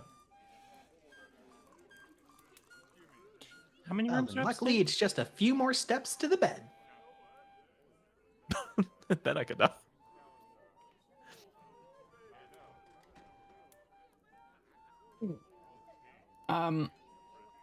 Says, but first we need to figure out what we do with this thing. And she points to the body. Oh, right, the body. Because I was just pickling salt. because Julius at the Institute will want to take a look at this. Is there anywhere we could store it for now? I'm not sure if it'll rot or anything, but I don't think there's a lot we can do for it in the meantime. Oh, there's also this, and I hand over all the random junk.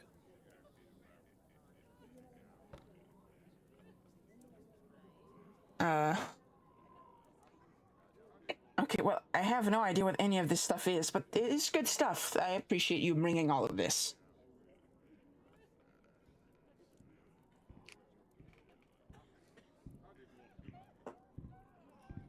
And then there's the matter of Atlas. Atlas stays with us. Yeah. Atlas, how rude of us. Do you drink? Like, do you need a drink? Can you drink? I do not need to consume drinks and food. Oh, you don't need to, but would you like to?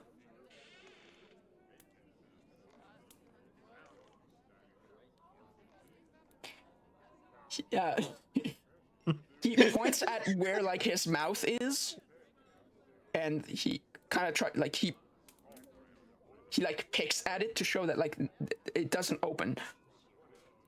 Oh, I didn't think about that actually. Okay. Well, I look like an asshole. I'm gonna go up the stairs. Oh wait, body. Right, the dead body. Where should we put this? Like I said, pickling salt. Pickling salt. Do we have that? No. Wait, huh? Wait.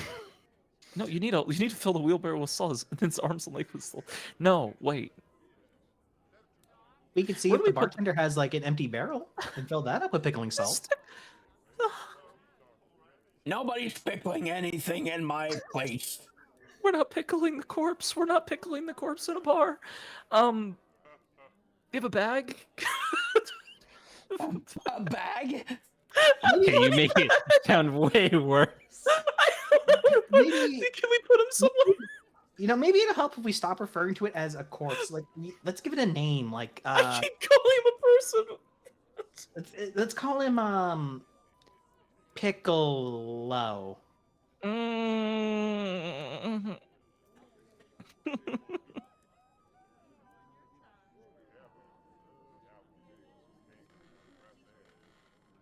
I'm glad we've all agreed on this. Okay. The barman says, as long as you don't mix it with the food, just put it in the back room over there, and he points to the door. Okay, wheelbarrowing him. Now. I insist. Raks is never getting to bed. Nope. Doesn't dump the body, but shows a little less care than before. It places him away from the barrels. Did you mark it with something so he knows not to choose the right one? Or I'm not putting him in a barrel. wait, we left him in the barrel. Oh, you're just putting the corpse on the floor? Or are we putting him in a barrel? He was already in a barrel. No, he No, was he was in a wheelbarrow. He was in Well, a he was in a wheelbarrow. It's a wheelbarrow, not a barrel. Okay. Wheelbarrow. Oh my god, Why yeah. is It's a wheelbarrow, Wheelbarrow. not a I'm barrel. sorry. I'm sorry. Wheelbarrow. Is there like a barrel that we can use? Don't touch my barrels. Just leave him in the wheelbarrow. All right. All right, there you go. Put him there. Do you want us to cover him back up? Sure, here, I can even put his, here, I'll just put his, So cute. there you go. Thank you. Just drawing a frowny face.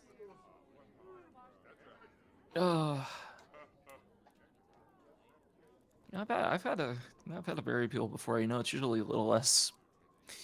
This. You should go get some sleep. You'll feel better about all this tomorrow. How many rooms are upstairs, apartment? 3. Well, I don't know Yeah, that. I haven't been upstairs. Yeah, he explains that he's giving you there's a single room upstairs that's for Linda, and there's 2 small rooms that have like 2 beds each.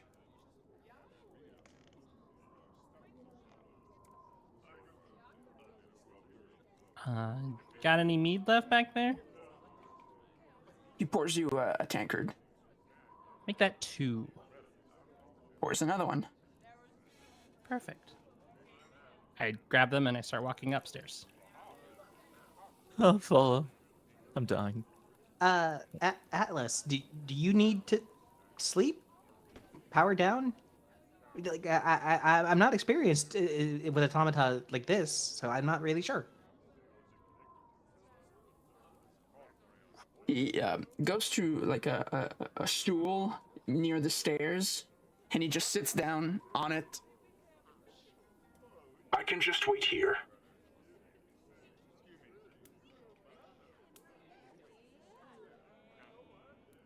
You want a book or something? The light in his eyes go dark. Okay. It's like that.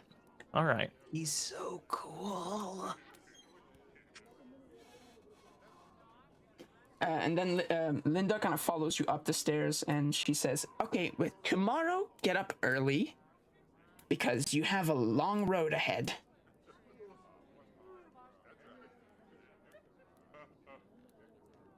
Oh, fair enough. I'm going into a room with a purple bed. No bias.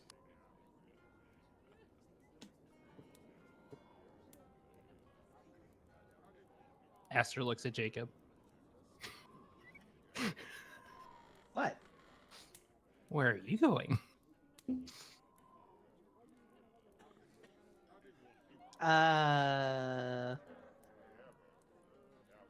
Back downstairs. I'm gonna stare at this robot for a while.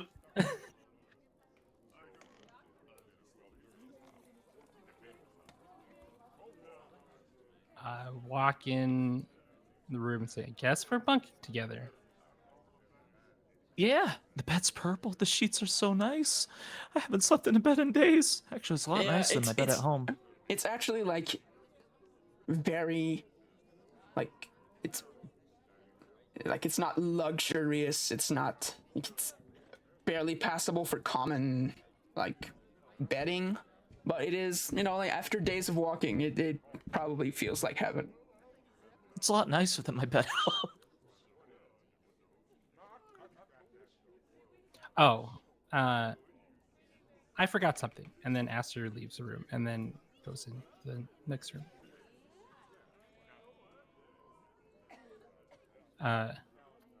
Trims, was it? Trims? I don't know. Teacup just works. Trim? He turns around and waves. Hi. Puts down one of the meads and says, I'll get it eventually, but for now, your teacup. I don't mean anything by it, by the way. And then leaves. Jacob coming back upstairs sees Aster going into that room. Oh, okay, I guess I'm sleeping here. Free me. Yay. By the way, for those listening who don't get it, his name is Teacup because he is short and stout. And porcelain white.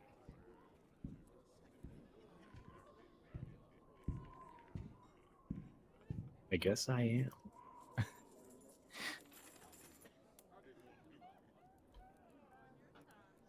Aster goes in the room and sees Jacob is in the other bed that he just left, and glares and puts the bedroll on the floor. You toss the bedroll on the floor, in order to lie down, and Thistle kind of like pushes in and then lies down on top of your bedroll.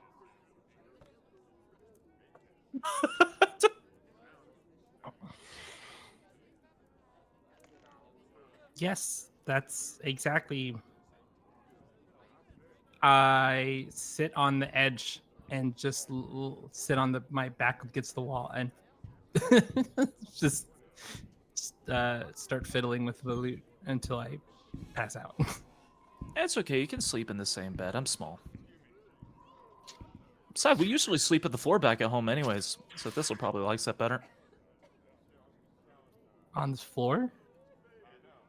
Oh yeah, we usually just have like some small mats laid out.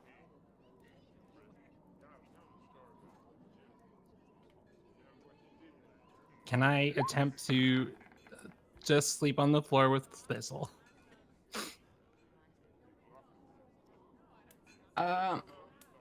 Yeah, you kind of try to to reclaim your spot on your bedroll, and Thistle lets out at first a bit of a like tiny frustrated like snort, but then he kind of shifts his weight back off of the bedroll and then climbs on top of the bed to sleep next to Raks.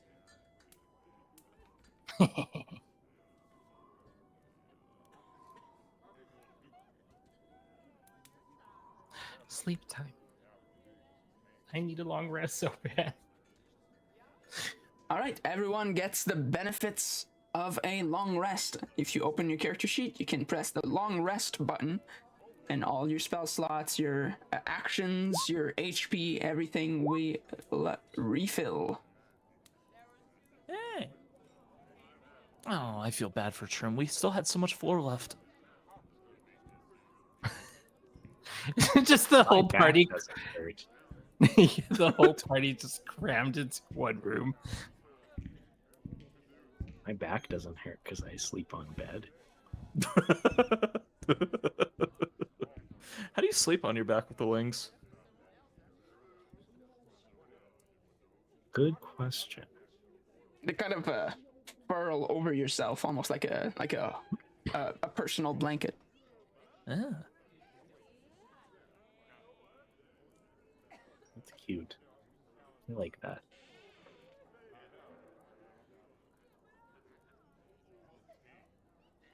It's morning.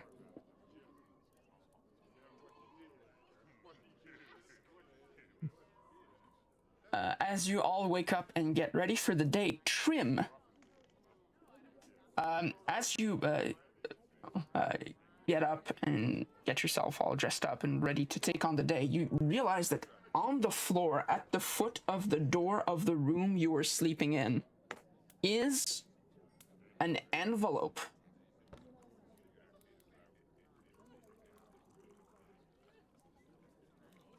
I hope this isn't the bill. You pick up the envelope and you realize there's no writing on the envelope itself. But when you turn it to the back, you realize that there is a shiny wax seal, and the emblem that was pressed into the wax is your family's crest.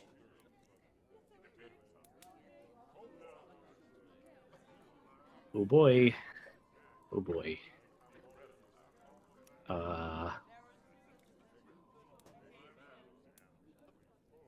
Trim holds onto it and doesn't look at it immediately and carries on his day. Okay. Can I just say, as a player, that is the most serendipitous timing that we didn't play. You get an envelope and no one else is in the room. Okay. So no one knows. You know, I'm just enjoying D&D. It's great.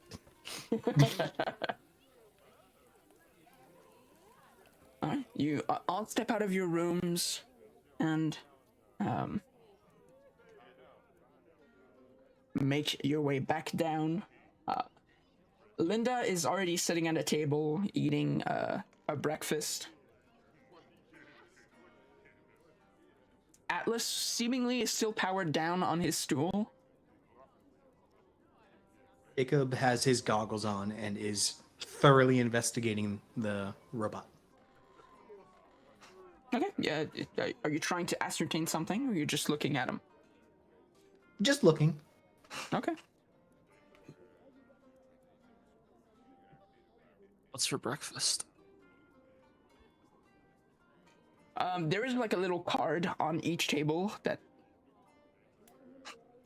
has like a few breakfast options. One of them is a pancake with fruit. One is eggs and sausage.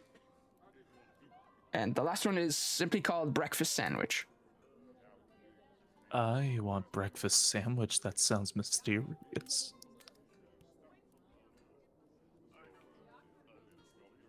Has anyone checked on our good friend Piccolo yet? Wink.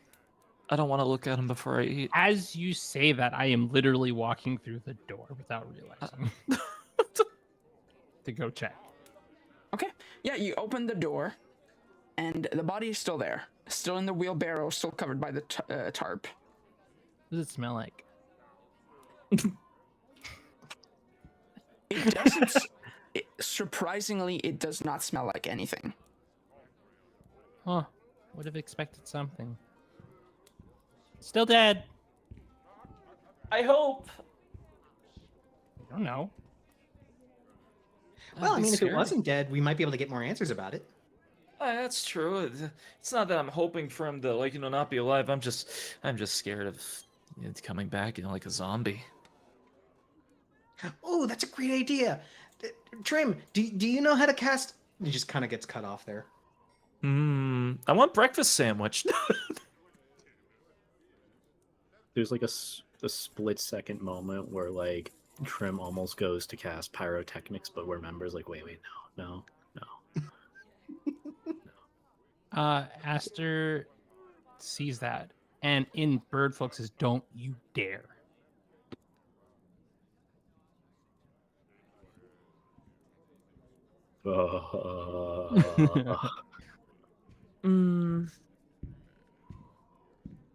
If you cast that again, I will personally have to defenestrate you. Wait, does everyone know bird folk except for Jacob? Everyone gets to speak bird and gets a nickname. Wait. Raks, does Raks speak bird folk? Are we talking about? Is he thinking this in bird folk, or are we just assuming that he's going to fucking flashbang everybody no. again? Aster assumes that he's going to cast pyrotechnics again, and in bird folk says, "Do not dare." That's what I'm saying. So I didn't know if Rax understood that or not, because I don't know what Rax understands language-wise. Trim is just stunned. Like in the split second of hearing that and seeing everyone react, he's just stunned. Like, wow. Huh. Oh wait, I can understand all languages. Oh yeah, I got to cast spell for that though. You do have a spell for that. I do. Yeah, after a bit,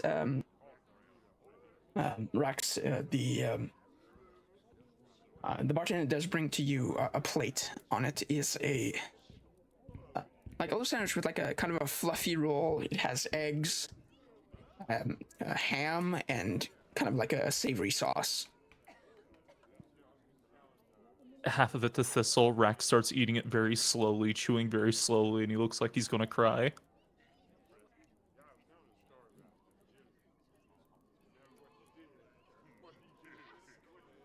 That's all. Okay.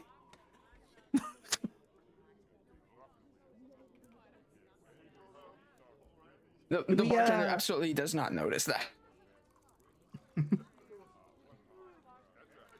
Should we wake up Atlas? How do you wake up a automaton?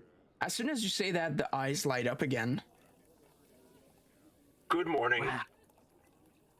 Oh. Wow. I was about to use my bell too. Your belt? Bell. Bell. Okay. Don't hit the robot with the belt. I mean, unless he's Just- into that. I'm sorry, Jacob? What?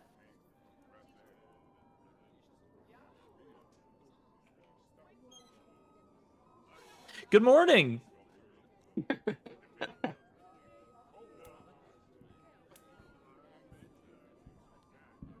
Linda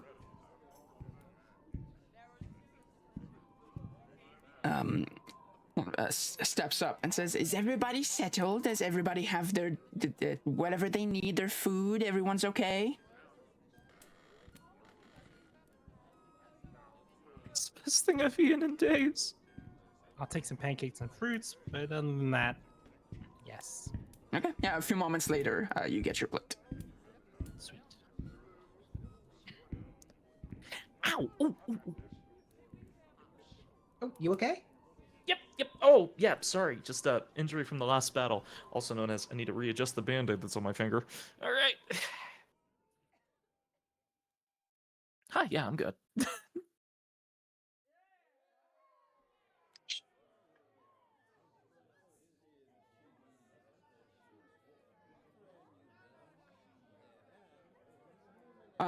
Trim and Jacob, are you getting anything for food?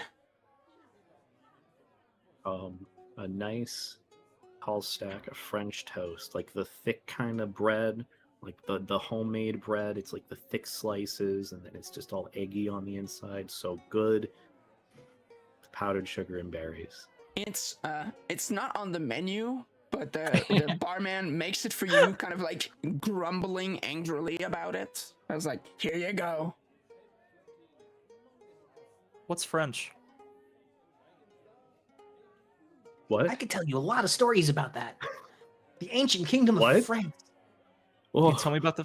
I've never heard of France. Oh my gosh, I could tell you so much about France. Careful now.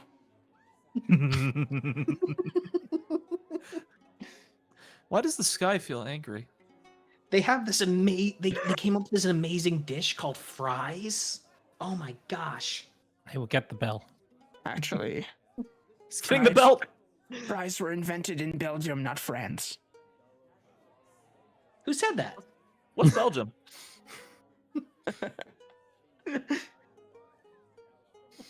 Atlas, I'm so sorry. They kind of I've learned in the day that they say the most random of things. Also, because you did ask, Jacob will just have ordinary white bread. Just white bread. Okay. Just white bread. Okay. I don't like things with too much flavor. Why is that? I don't know. Aster Just will remember this. when you're down in the tomb, you can't really get fresh food. You kind of just develop a taste for just having stuff that's stale and bland, and it's delicious. Oh no, I get that. I had to eat field rations all the time for a while, but if I have to do that again, I may become violent. I'll eat them. I think it kind of. If we ever stop back by my house, sure. Okay, it's a plan. Hmm.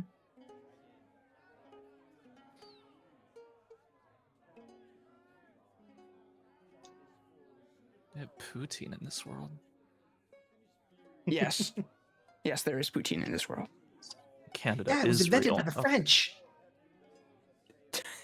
Even more careful on that one.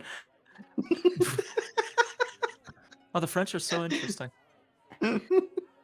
Aster is eating his food and listening to this ramble. And asks Linda while I'm like, so why did we have to wake up early again?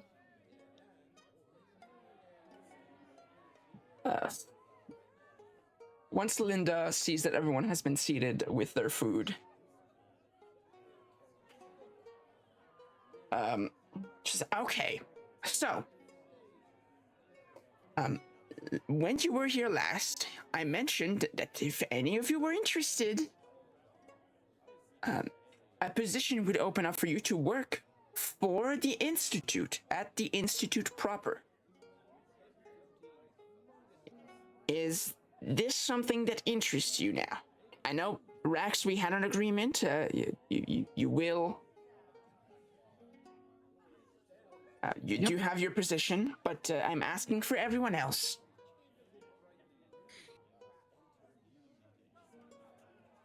I'd love to have you all along with me. I'll go wherever you go. Okay. Sounds great. I need a job Voting. anyway. Intrim? Nowhere else but forward. I'm in. All right. Okay.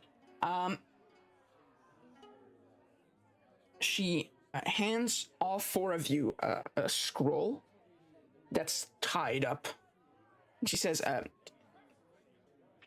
bring these to Julius at the local institute chapter. What you're going to do after you're done eating and getting ready to take on the road you take the north exit of town and you follow the road. You're going to have to pass through a forest. Careful, there's some scary stuff in there. And eventually you will reach the Institute stronghold. Once you get there, you give these scrolls to Julius. What's in them? Jacob is writing this all down.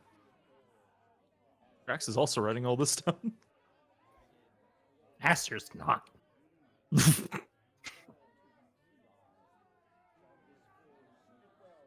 Making a special note about the scary things in the forest. Oh wait, yeah, actually, yeah. Scary things in the forest. Well, I mean, there's always scary stuff in the forest, and you guys are adventurers. You're fighters. You can take care of yourselves. Stares with very wide eyes. Like, is that a normal thing for forests? Just scary things in there? I mean, You can do a nature check if you want. sure. I would also like to do a nature check.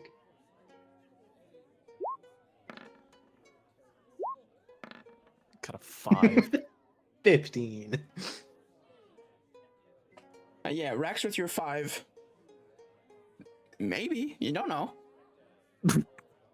But Jacob, especially since you have experience kind of finding ruins and stuff like that, you do know that there's all sorts of things, and there's like angry animals, there's all matters of sometimes there's magical creatures that make their home in the forest. There's all sorts of things you could encounter. I relay all this to Rax with a giant smile on my face. Still eating a sandwich slowly. The urge to cry is rising, but not as high as it should be. Yeah, there's like magical creatures and there's fae and these big monsters. Faye. Faye? Okay. All right. No. Maybe it's just best if we just go. I think if I hear this more, it'll be like self-diagnosing myself. Are you sure? Because I could tell you a lot more. I'm sure you could, and for that reason is exactly why I think we should just go and experience it ourselves. Oh, you're so right. Oh man, there's nothing better than experiencing something cool and amazing on your own. How long have you explored by yourself again?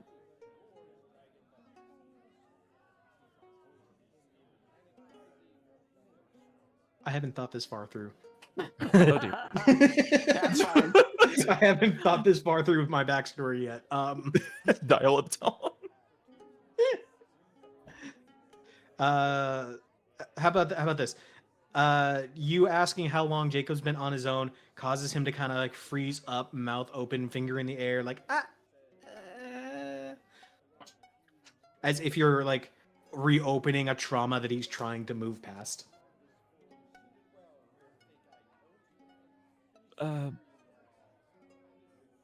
Man, this sandwich is bussin'. It just goes back to eating. Awesome.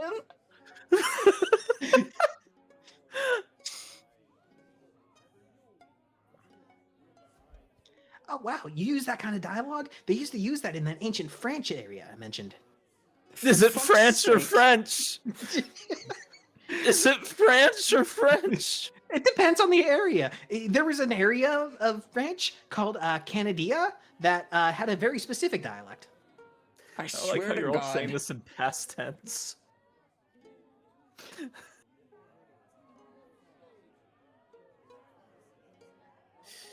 I have to drag a body through the streets again, don't I? Yep. Yes, you Yeah, do. I- Don't worry, it's in a Alright. wheelbarrow. You're right. It is indeed in a wheelbarrow.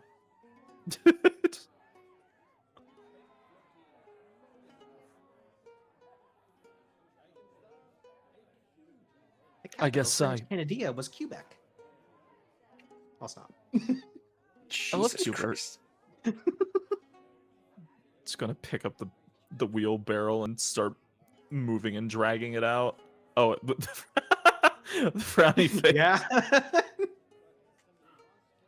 Uh, For podcast listeners, Spacey just grabbed the frowny face that Pete drew.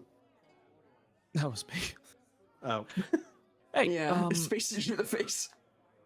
thank you for having us. The food was really good. Sorry for leaving a dead body in your storeroom. Yeah, looking forward to saying hi again.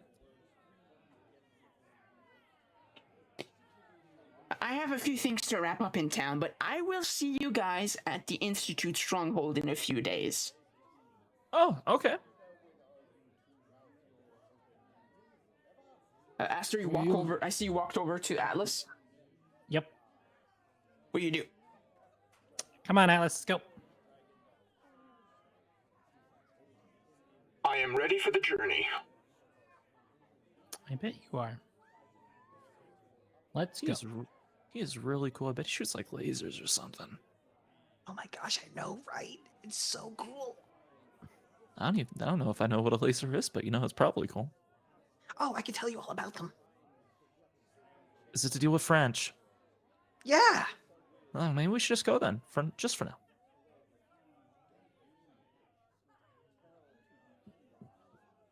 I guess they drag a dead body through the street again. It's in a wheelbarrow and covered. It's fine. Mm-hmm. Yeah, it doesn't make it feel fine.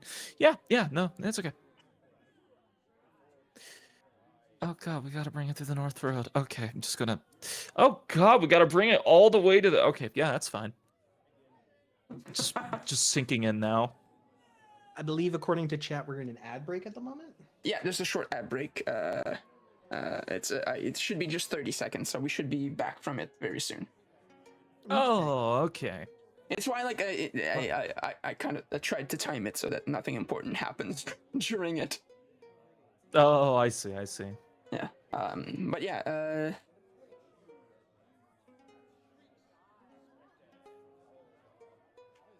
While we're waiting, I'm going to pitch other words that might tick Beeve off. How's Torontriol? Do you want to piss off God? just up there? Just doesn't sound like a very good idea.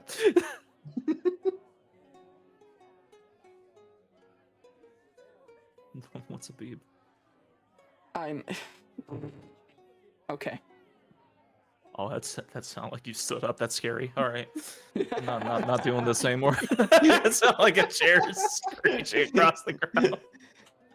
I'm gonna get a DM from Beeb later. Now listen, I invited you onto my podcast. And did you run shit? And this is how you repay me? Fry sauce and ranch.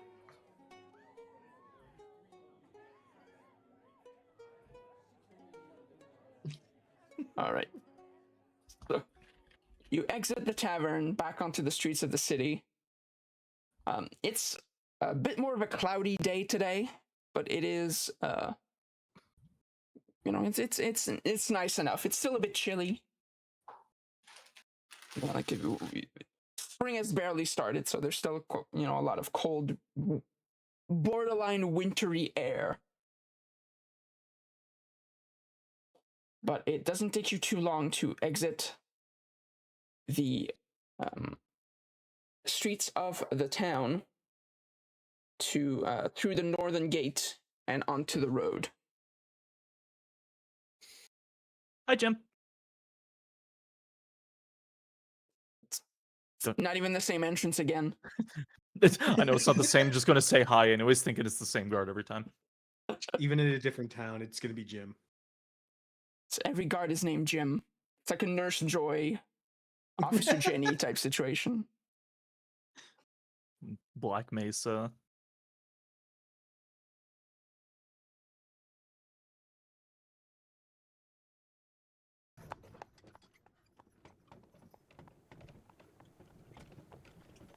Follow the northern road. Follow the northern road.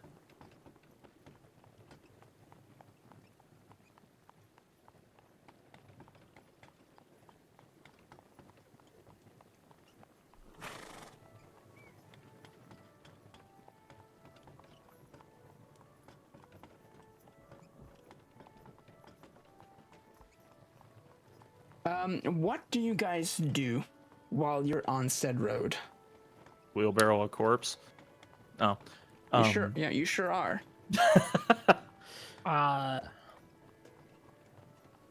Can I spend about 5 to 10 gold trying to train? My goal is to train Thistle to get thing where gold is, and I during this time I would like Aster to be trying to like train him.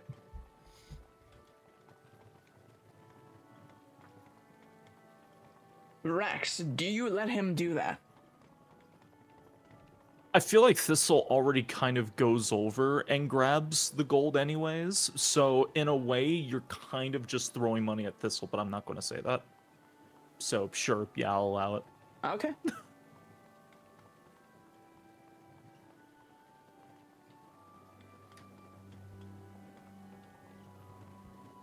Okay, I make an animal handling check. I rolled 14. Or I rolled a 10 and it was 14. So essentially, like, you toss gold and have him, like, retrieve it? Yeah. Okay, yeah. I mean, you don't have much trouble doing that. You toss gold, coins, you know, like, as you're walking, either, like, in the underbrush, and he'll run off, grab it, and then come right back. He does not give it back. He keeps the gold. Perfect.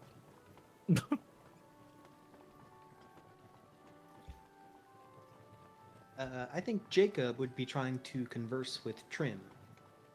Just asking questions, you know. So what kind of magic spells do you know? Did you have to do a lot of research, you know, spend a lot of time training those, or do you just kind of know them naturally? Trim, as a sorcerer, your magic is innate. It's not one that came from study.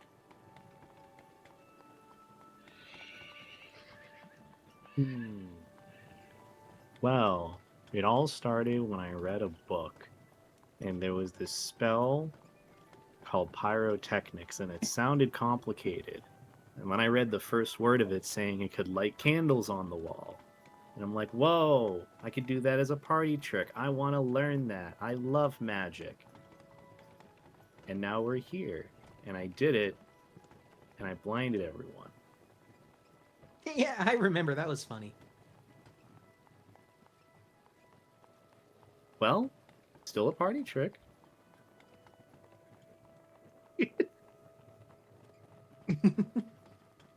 Completely made up. I've known pyrotechnics all my life. Oh, So magic's you're so lying. interesting. It's kind of So funny you're why? because it's kind of funny because the word candle features nowhere in the description for the entire spell for pyrotechnics. So you're lying to not only Jacob, you're lying to the DM.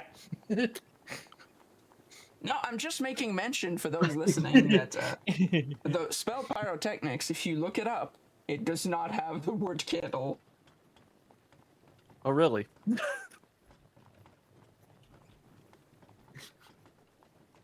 target explodes in a dazzling display of colors. Each creature.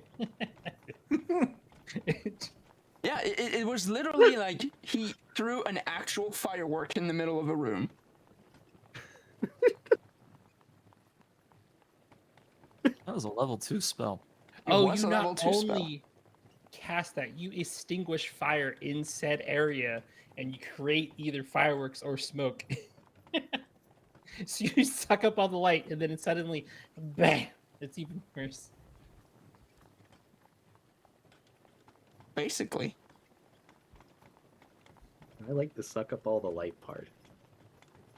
Well, you can extinguish the fire in that area, and you create either fireworks or smoke. So magic's terrifying. I don't fuck with it. I don't mess with it. I like Why? the sucking up the light part, I say, looking into Rax's eyes. Staring at the wheel. Something like that'd be super useful down in like a deep dark tomb, you know, where it's all smelly and musty and dark and there's no light because you're so far underground that the light can't penetrate. Like, will it just be an explosion? I think Well, it yeah, but if lingers. it's far enough away, it's not dangerous. I just think the last thing I'd want to see while I'm dungeon delving into a deep, dark, dank crevice is a giant, bright, white flash of light and then going back to be blind. You haven't been in enough deep, dark crevices then. How many times have you flashbanged yourself? Once again, Jacob kind of like starts the talk and then stops and just kind of stares off into the distance for a minute. All right.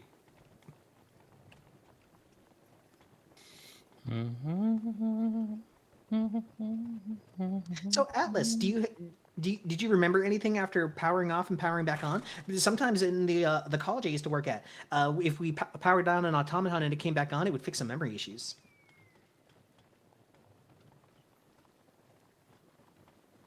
He's kind of walking alongside all of you, kind of maybe like a step off to the side, like not quite like completely within the group. And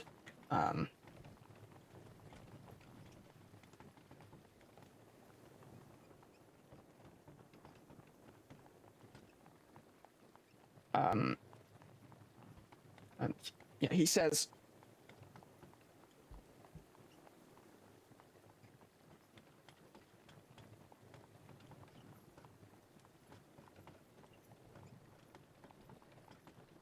I don't fully remember much. All I know is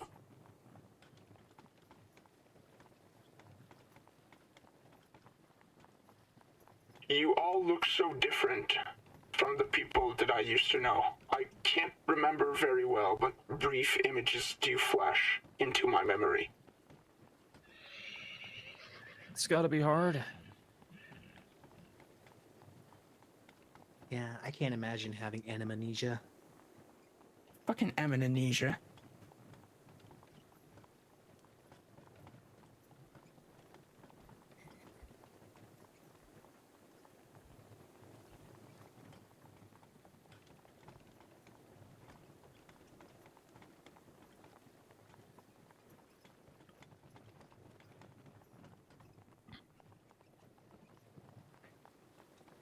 Do you Eventually, need I was gonna ask, do you need anybody to like scout ahead?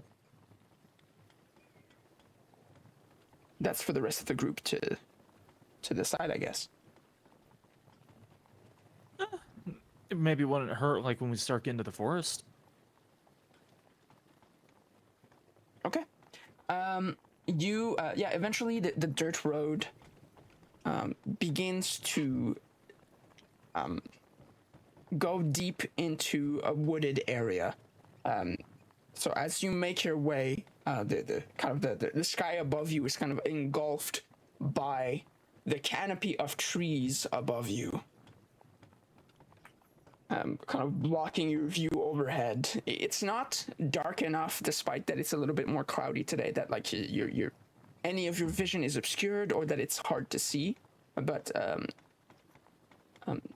it is a little bit more. It's a little bit darker now that you're in like an actual forest.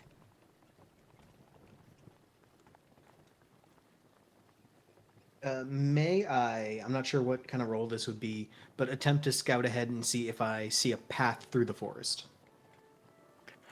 I mean, you are on the road. You're just kind of following a road along, so it's if anything, that's kind of the path ahead. But you can do like a perception check to see if you spot anything ahead.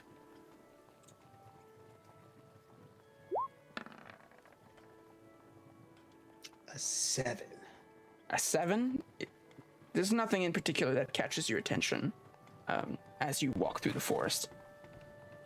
Eventually, as you continue through the forest, the ground becomes a little bit more rocky. There's still like grooves on the road ahead from like carriages and various kinds of horse-drawn vehicles that have passed through here. But you notice that as the road gets more rocky, the ground to your left eventually makes a sharp dip. You're kind of as if you're walking alongside a cliff face that is passing through this forest. Oh.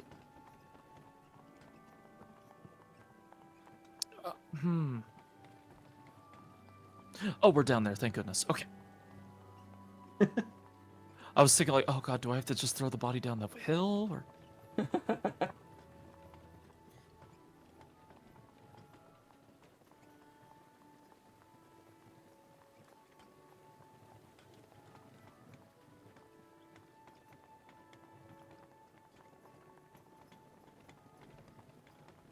Here, let wait me. to become to a big staircase that Rax needs to push the corpse down.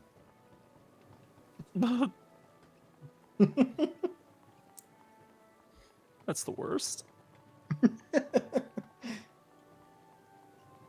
I'd like to know, all of you, what is your passive perception? 13. Oh, sure. Where is that again? It's on It the is- right. Yeah, it's on the right side. 12. 14. Jacob, perhaps it's your big ears, but you, as you're following this little cliffside road through the forest, you hear this shuffling in like amongst the trees.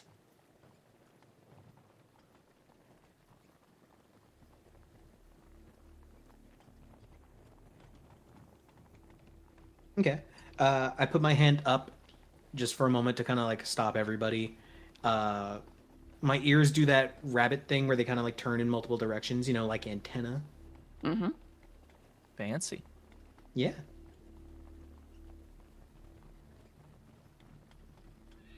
And I just kind of quietly warn everyone, I don't think we're alone.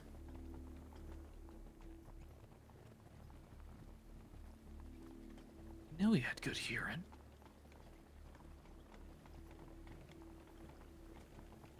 Yeah, dude, just, you know. Well, do you want to be loud I or don't quiet like about you this, referring to them Jacob? as antenna. Are we going to be loud or quiet about this then, Jacob? Well, I mean, I don't know if it's a threat. I could just kind of hear something up ahead. Maybe I should go first.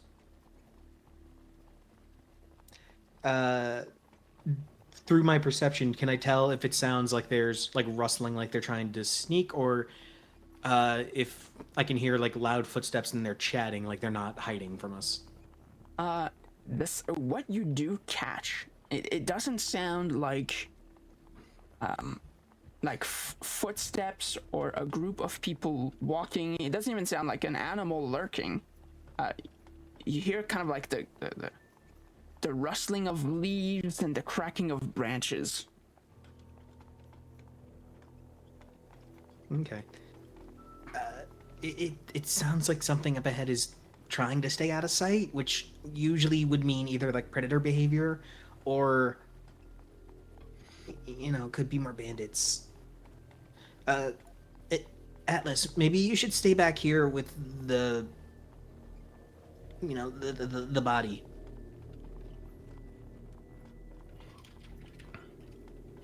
Atlas nods. I'd like to like go down prone and say, well, then we're doing this the quiet route. Let's move on carefully. And I will roll a stealthy check.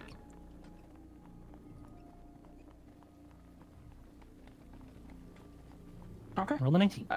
Oh, icons are stuck, you say? Yep, we can't select it. Yes. That's. Where It likes are to do they? that on new maps. Oh, it's my fault. I actually put the token on the map layer and not on the token layer. Oh, yep, I can move it now. I see now. That's my bad. Oh, good. Okay, I can move. Is only Aster doing a stealth check, or do we all do stealth checks? Well, Aster is just the one going ahead, so unless you are planning to follow the sneak. I think Jacob is going to stay back. Are you sure about this, Aster? Would you like to go ahead and be calm and quiet about this? Can't do I'm anything. just. You gotta walk the road anyway. Oh, I'm fine with walking the road. I'm just afraid of you walking by yourself and getting jumped. Then you walk first, and I will walk quietly behind you. Yeah, I can do that. And I do that.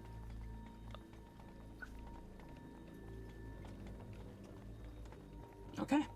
I'd like all of you to actually make a perception check now that you're making steps forward. Okay. 15. 23. Okay. 19. So basically, everyone except Trim and Raks, you realize that the noise you've been hearing Are 2 bunnies. is heading towards you.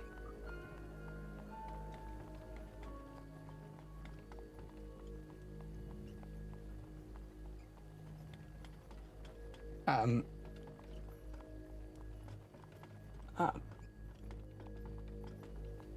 is animated plant life, blights, and they're heading in your direction. Oh. Oh, that's a lot. Oh, that's a lot of plants.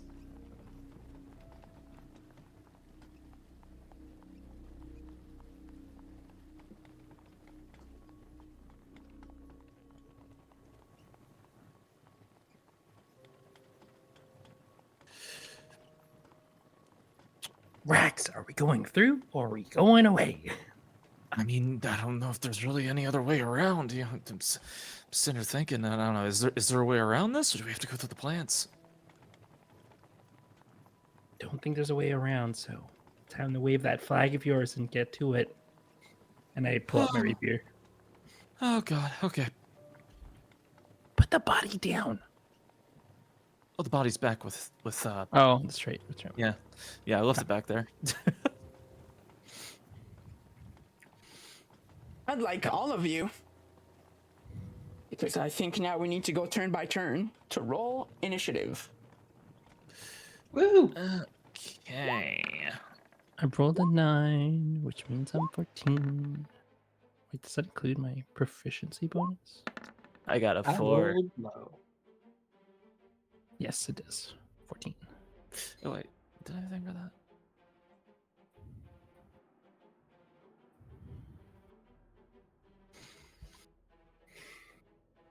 No. Rax, would you like to switch with me? Sure. Okay. Yeah, you fancy bard stuff. Yeah, I'd be more than happy to be a bit faster here. All right. So I understand. Trim would be first, then it would be Rax because you switched with Aster. Mhm. Then Yes. Jacob, then Aster. Okay, so Trim, Rax, Jacob, Aster. Just doing my rolls for. Okay, all right.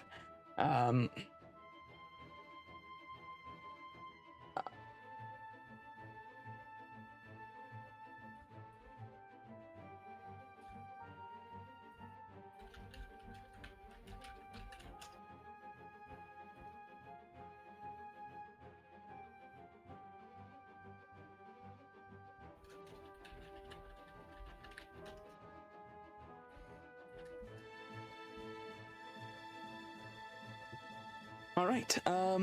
Rax, actually, Aster, because you had a high stealth roll, you have a surprise round on them. So you get to go first. But I'm not a rogue, so I'm going to be a bard. And I will.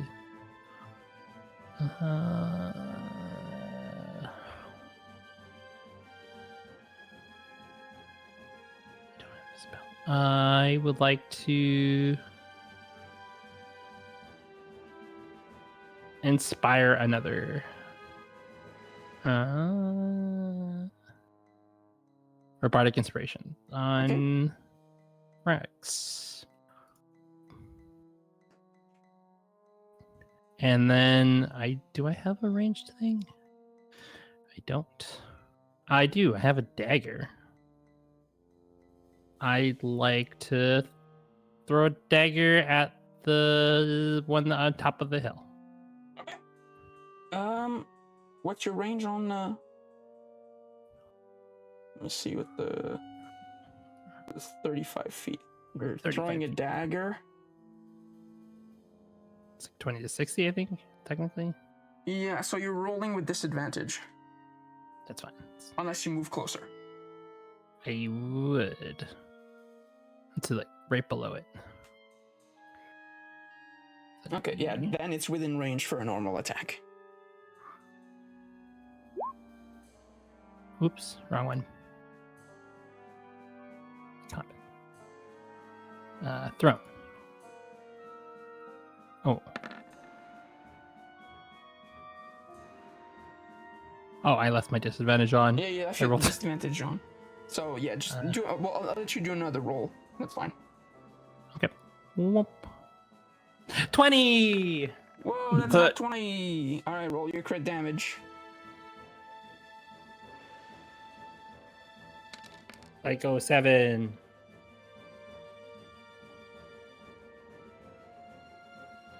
All right. 4 and a 2. Okay. You kind of run to the edge of that cliff, and it's kind of standing above, and you, with a flick of your hand, throw a dagger, and it plants right into. This is a needle blight. It plants right into its chest. And we go back to the top of the initiative order for the first full regular turn, starting with Trim. Alrighty. He's a perceptive owl and determines that range is the best play here, so he waddles along past the creature, which I guess technically if I'm passing the creature and he has an attack of opportunity, he could bite me if he wanted to. Just wanted to add that. I know, but no. Trim. This'll Thinking about that. And I'm going to use Sorcerer's Burst on the one diagonally up to the left over here, while I yell at Raks, "Watch your left!" And it's going to be Sorcerer's Burst with Acid. I think I can choose the type. Yeah, you can element. choose acid damage. So you're attacking a Vine Blight. Yes, and that is within the 120 feet range, I think. Could be. Yeah. You rolled an 11. It is unfortunately not enough. Bummer. Well, go Acid. All right, it kind of just splashes to the ground. Yeah. Next in the initiative order is one of the little twig blights. Oh. So yeah, we got needle blights, vine blights, and twig blights.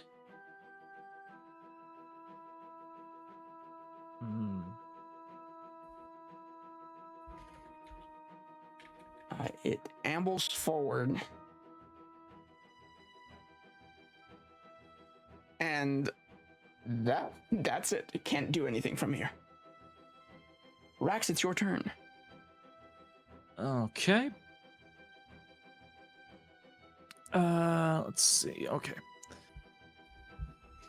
Said, is the one up there a needle blight? Yeah, it is a needle blight up there. Okay.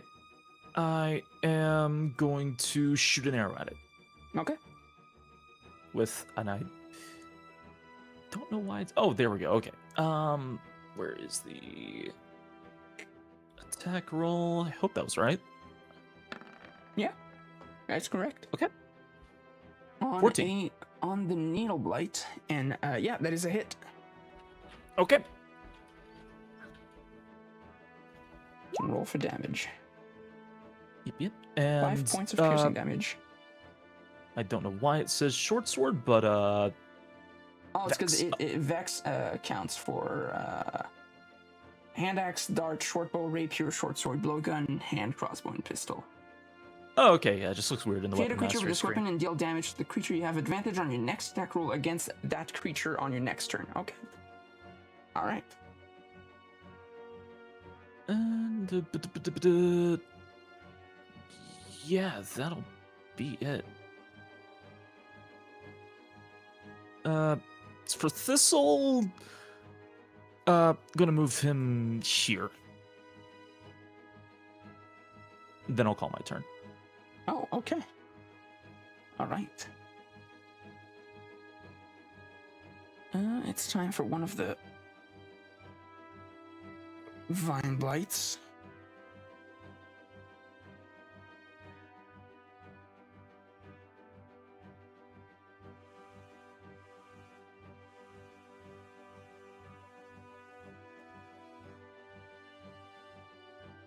It slithers over and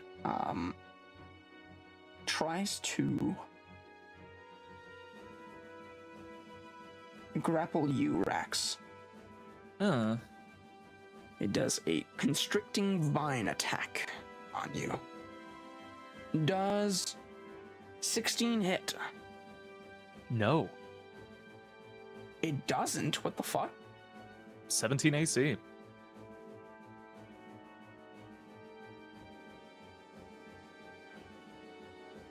Goddamn, boy. Yeah, I got defense for my fighter. Oh, armor style. defense for your fighter. Okay. And that makes sense then. Okay. That's it for the Vine Blight. It is time for the other little Twig Blight to move on over, and it can't do much more this turn. Jacob, it's your turn. Let's see here. Speed. So I can move 30 feet. Mm-hmm.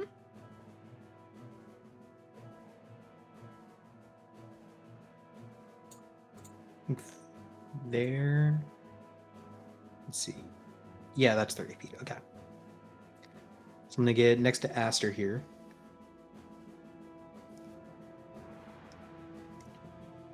And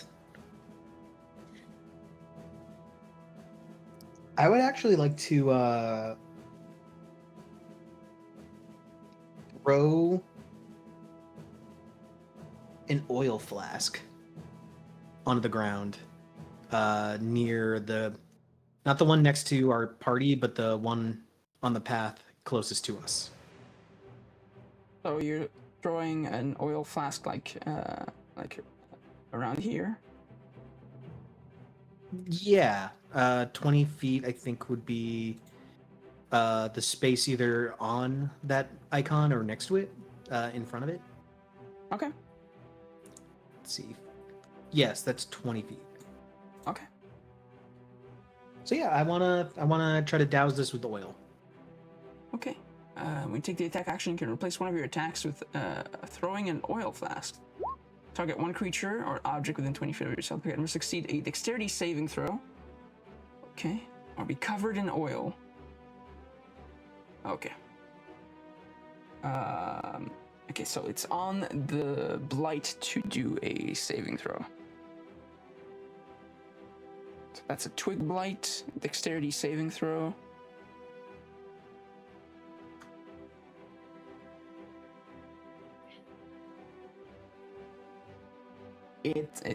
The DC is 8 on an oil flask. It rolled a 9, so unfortunately it is able to get out of the way of your oil flask. Dang. I thought that'd be neat. I mean, now that there is oil on the ground, if anything. He is not Okay. doused in oil, but there is oil on the ground. That, works too. It is now... I think that... Yeah, you still have a bonus action, because that was your action. Yeah. I will do an insightful fighting. Specifically on... I don't know how to ping on the board. You can click and hold. That one. Okay, cool. Make a insight check.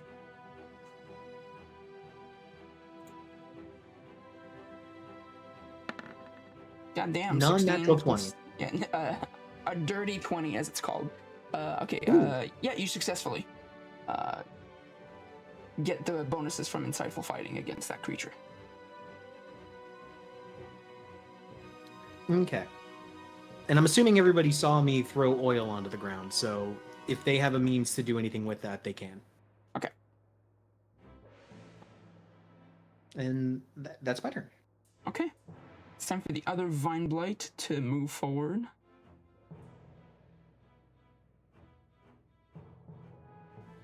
And, oh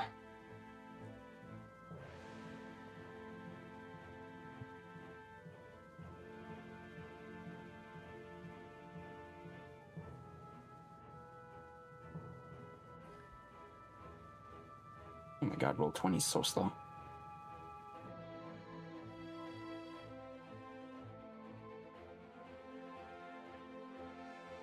Okay, well, I'm gonna fish it out of the actual book then.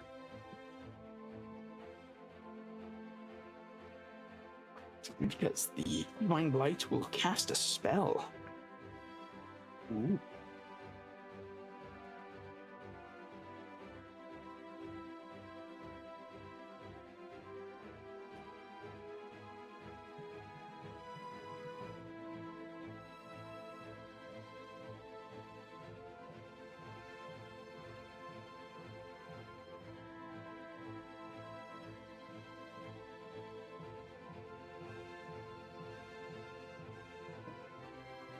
Okay, so,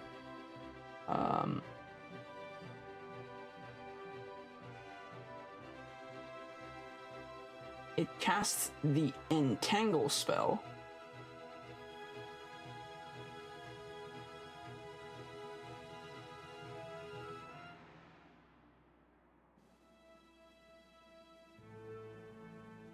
Ugh.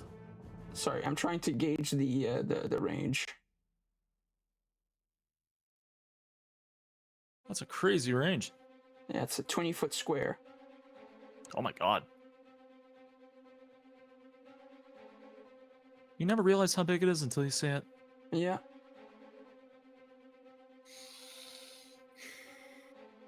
Can I? I want it. I want to keep it. There we go. So, anyone in this square, so, all of you, really, make a strength saving throw. Okay.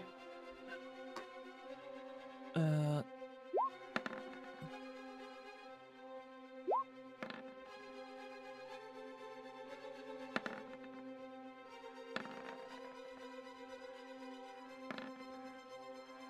rolled 13.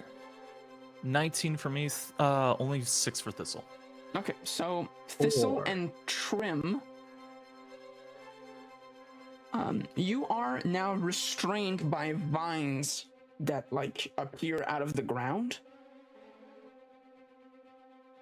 And for everyone else, the ground is now difficult terrain, meaning that you are moving at half speed. Ew.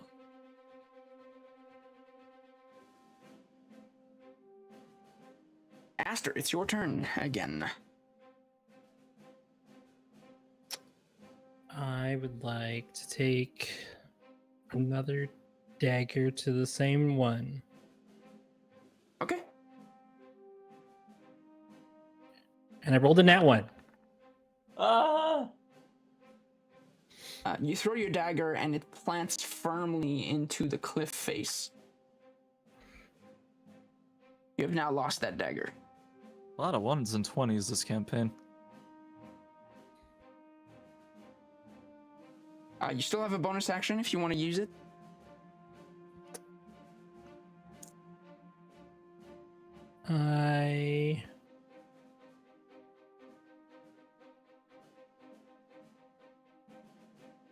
Nope, I don't do anything. Okay, cool.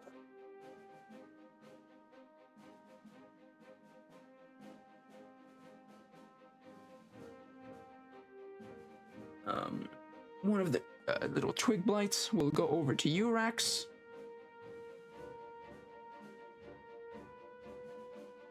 All right. And make a claw attack. You said 17. God damn. Yeah, that's a miss. Yeah. All right.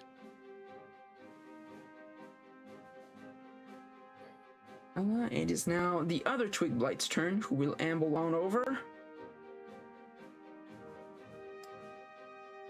And that's it for their turn.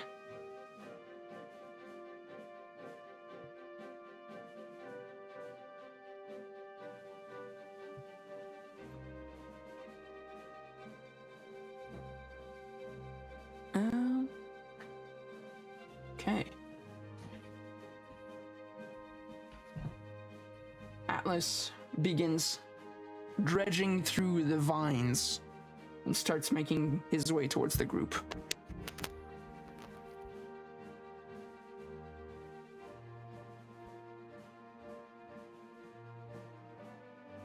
And it's back to the top of the initiative order with Trim. Alrighty. Well, this is not looking too good. I cast. Oh yeah, it's your turn. So first thing you got to do is an athletics check. Strength saving. Oh, athletics yeah, check. athletics check. Yeah.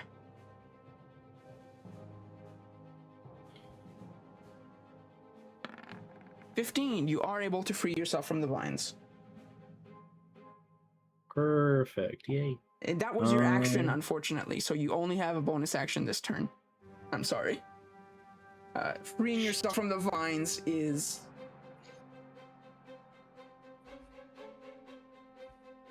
Oh, wait, sorry. I did misread. You can still do... You can decide to do, like, cast spells or whatever from your spot. Just that if you want to move, you have no choice but to take the athletics roll. So you can decide to do something else, as long as you stay in position. I'm gonna do Spellfire Flare on this thing right here. I'm just like, all right, we gotta stop. We gotta stop. No more. 18. All right, yeah, you can.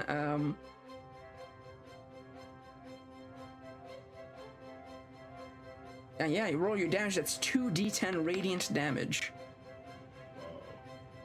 That's 8 points of radiant damage to the Vine Blight. Damn. Watch your left. Yeah. And next in line is oh,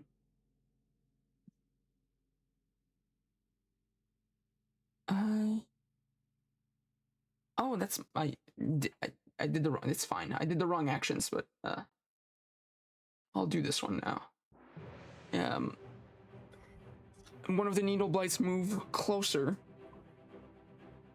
and will shoot needles at you, Jacob.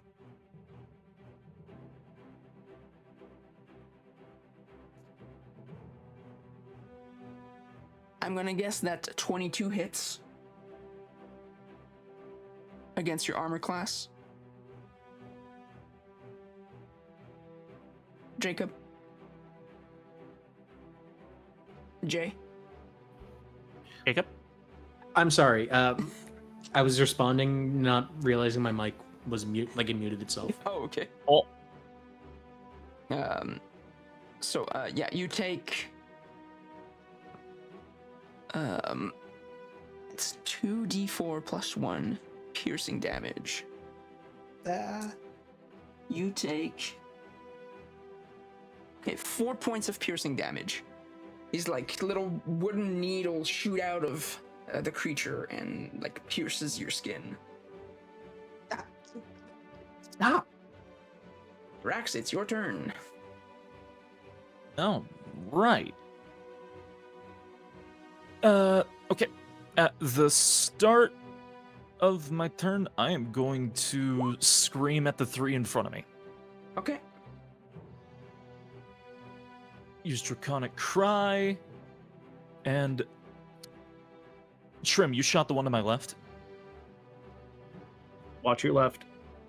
Okay, I'm gonna swing at that one. Okay. 16 is a hit. All right. I'm gonna 6 do points. my Yes. fancy feat, and choose between which of the die I want. So I'll take the 9 damage instead. Okay, all right. 9 points of damage. It is barely standing, barely able to keep its vines together. Okay. Let's see. You said to move you need to do it, but to attack it's fine. Yeah. But you weren't Okay, you weren't tangled. It was okay, you're talking about Thistle. Yeah, to move Yeah. Thistle would have to do an athletics check. But this'll can rend this turn. Yes. All right. Let's go for that. 11. On the Vine Blight, that is not enough, unfortunately. Dang. All right. Let's see.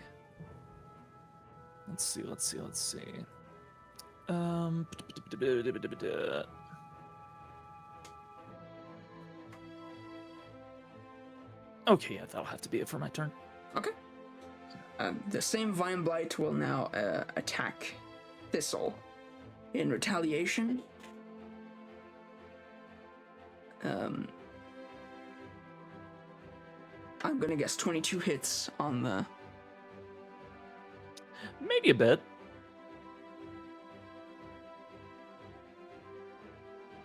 Okay. It grasps Thistle with his vines and begins constricting, dealing 5 points of damage. All right.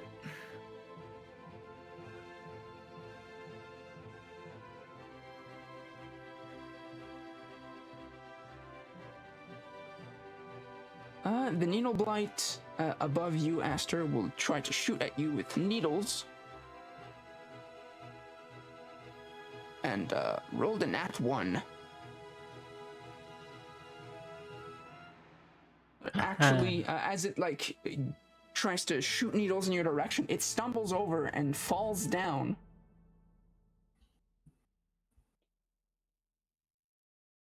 Falls down the little cliffside and lands in front of you. And it takes enough damage to die. Oh! Just kind of looking over, watching that, looking back to the fight. It begins to try to throw needles at you, and then kind of tangles himself in his own needles and trips. And because he is a creature made of wood, it basically just cracks in two against a rock, falling down the cliffside. I'm imagining just we all are watching this happen, including Atlas and the Blights. Just all kind of watching him roll down the cliff. Just stopping squeezing Thistle for a second, everyone turning their heads. Jacob, it's your turn. Okay, I don't know if this is something I can do, but I'm going to describe it and see if it works. Aster threw a dagger into this little cliffside, right? Yeah. Can I try to jump up it using the dagger as a kind of either something to grab onto or a foothold to then try to jump up to the top here?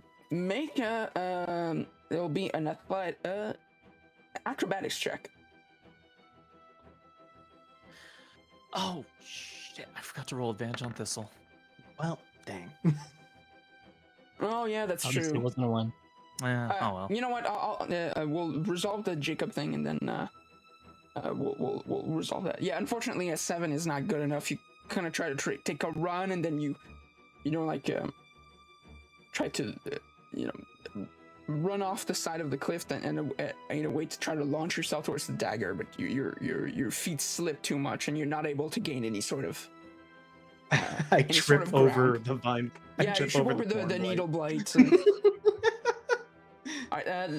On that note, because I was kind of full, you still have a bonus action, but I'm just gonna move myself here and be like that. okay. Let's resolve the thistle advantage thing. So roll rend again. Are you sure? Okay. Yeah, we'll resolve it. All right. 21. 21 is a hit. You can roll that rend damage. Okay, gotta roll the Oh wait, no, I can just click it. Yep. 5. Okay. And yeah, that's enough to tear into the vines and tear the needle the vine blight apart. Just starts ripping into it while he's being grabbed. Yeah, he is no longer grappled by the vine blight. All right.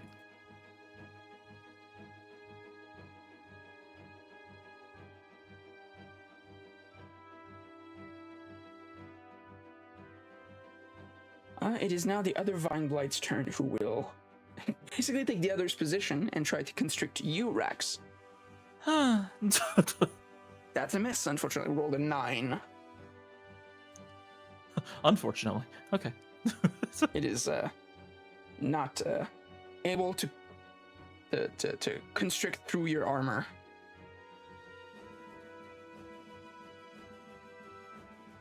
Okay, that means it is now Aster. It's your turn. Running in rapier. I Okay. rolled 18. You get advantage. Do you want to try for 20? Yeah, if you wanna, you do have advantage if you wanna try for 20. Oh wait, that guy wasn't in the thing. He walked in. Oh, no, it's the one he's attacking was in. Oh, is he? Oh, okay. It's the one. Oh, It's right. the one next to you. That's that didn't. All right, I'm getting Yeah, mixed up. yeah. It's a lot of green.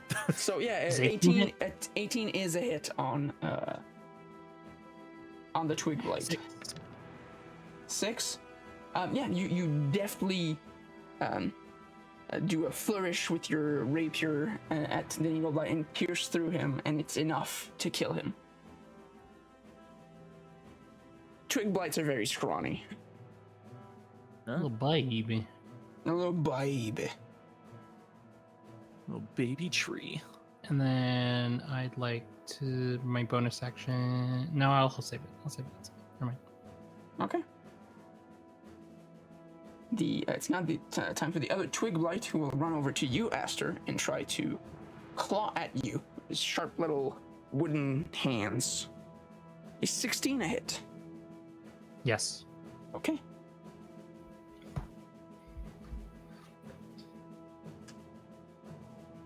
You take 5 points of slashing damage.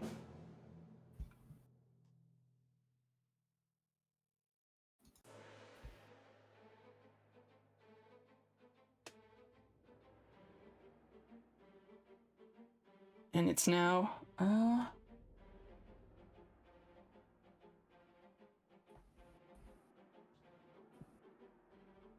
Atlas continues to ambles and passes by Thistle and goes to the vine blight that just tried attacking the group. And using his missing arm, kind of smashes at the vine blight with crackling energy. Oh my god. Oh, I thought you meant he found his missing arm and he was whacking it with it. No, he's using the essentially the wires to attack the enemy with lightning damage. First, he can actually do the attack twice. So he does once hits. Second attack also hits. The first attack deals Jesus, 11 points of lightning damage. My God.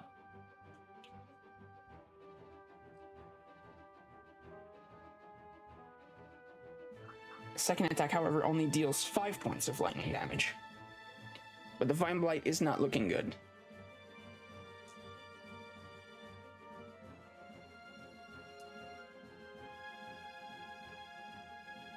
I will gladly help you defeat your enemies.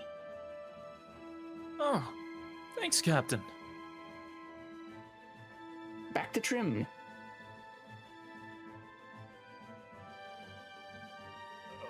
New enemy. I'm gonna do the same thing as last time. Fire seems to work. Acid's no good. I like fire instead. I cast Spellfire Flame on this thing. Watch your left. Go the 5th time. Alright. Isn't that radiant damage?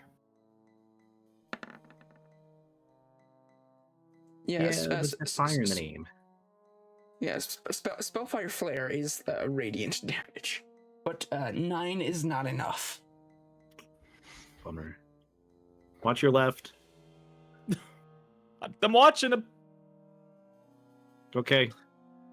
Hearing, I like fire, and then seeing radiant light fire past me. Okay. Does it uselessly ignite the oil that's on the ground behind us? No, it's radiant damage. It's not fire. It's not actual fire. Dang. It's like holy. I just want to have contributed to this battle. I'm helping. It is back to Raks.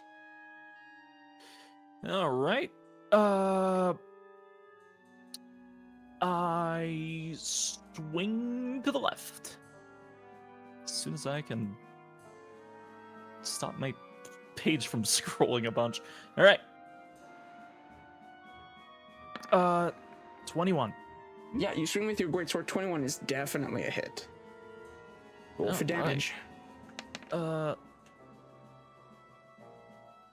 you give a swing of your greatsword, slashing through the vines, causing the creature to crumble into a pile of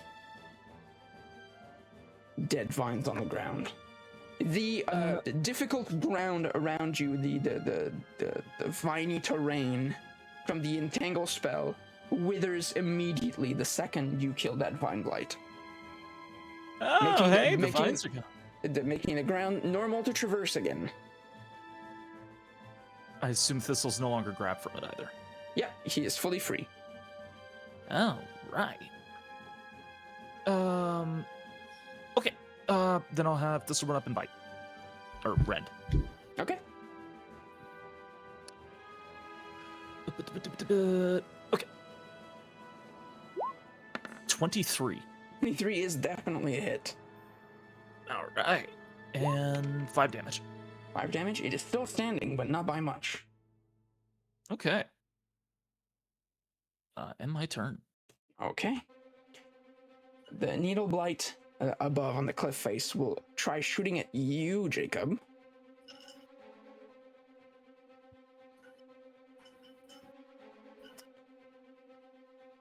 I don't think so, but is 12 a hit? It is not. Okay, yeah. There's like a lot of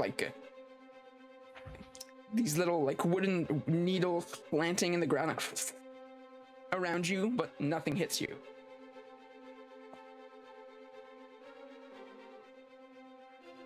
And it's now your turn. Okay, I would like to attempt again to scale this cliff. Maybe using, I don't know if I would, this would change anything. I could use a rabbit hop to move an extra 10 feet. You can jump a number of feet equal to 5 times your proficiency bonus. Your proficiency bonus right now is +3? +2, so I think it would be 10 feet. Yeah, actually, yeah, it's just enough that you would be able to jump up. And again in story, I would like to kind of use the dagger that got implanted into the cliff to kind of get up there. Okay, perfect.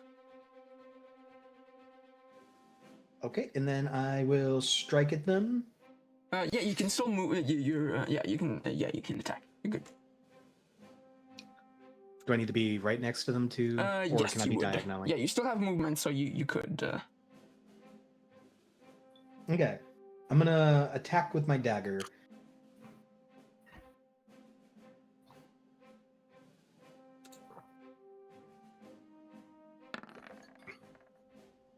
$10 is not enough. I tried. You did try. After Jacob, it's Aster.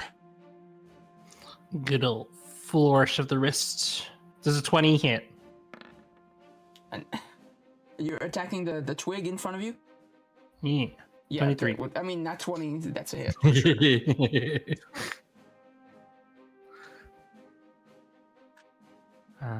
That's crit damage. 10. Yeah, that's enough to slay the twig blight.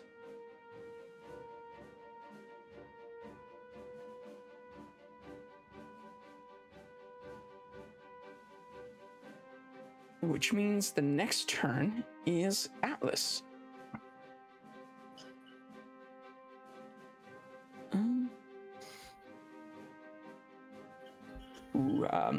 Positions himself a little bit closer to the cliff face, points his crackling missing arm again, and he's able to discharge that energy at a distance and try to hit the needle blight. First attack hits, second attack misses.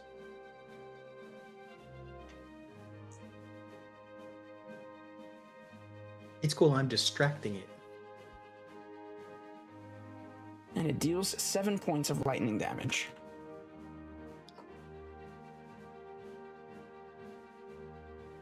And it's back to Trim.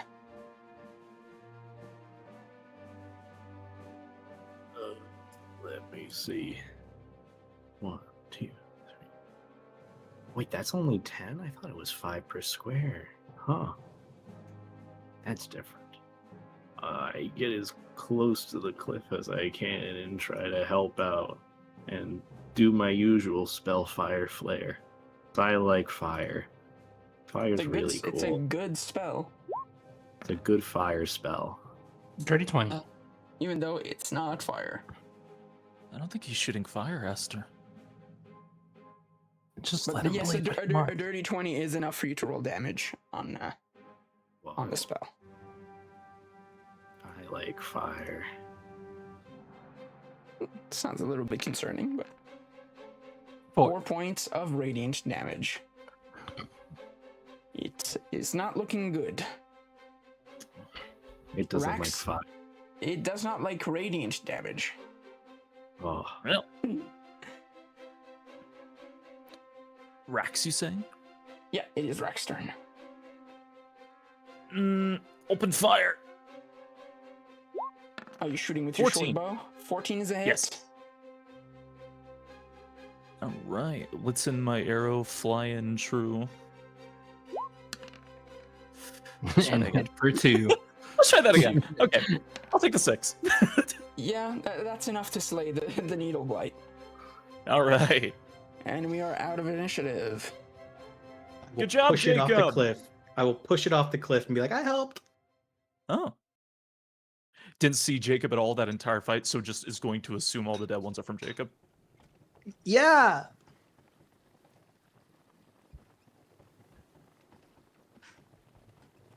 You like fire a lot, don't you? Please don't shoot fire in the forest. Oh no.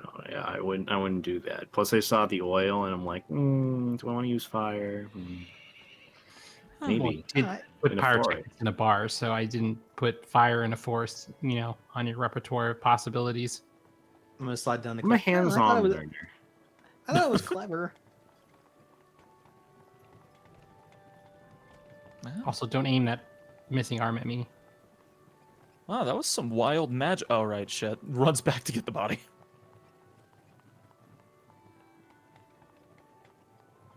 Wheelbarrows it back.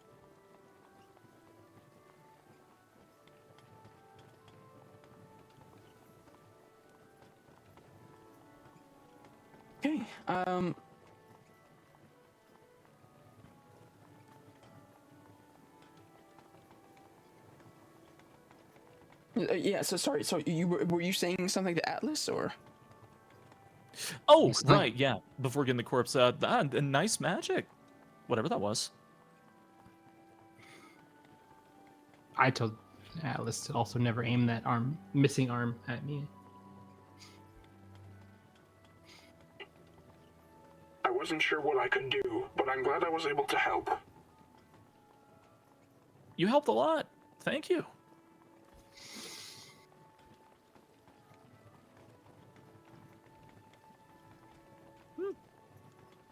All right. Now that the combat has ceased, do you resume the road? Do you take a break?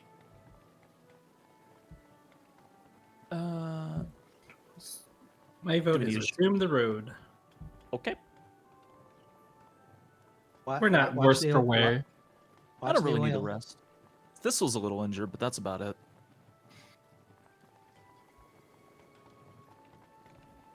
Just watch the oil. It's right there. Oh, okay. Just wheelbarrow around the oil. 'Cause Yeah, the when you wheels pass got like buttons. into a little bit of the oil, like continuing on the road, the wheel gets a little wobbly, but you're able to keep control of it. Ugh, I hate that feeling. That's happened before. I It don't know. I think sucks. Space you should have to roll for that. What? No, that's fine. The body. After what remains to be a fairly uneventful final trek through the forest, eventually you emerge from said forest into kind of a large open valley with a river running kind of alongside the road that you're taking, and you can see it in the distance. This small fortress in the distance.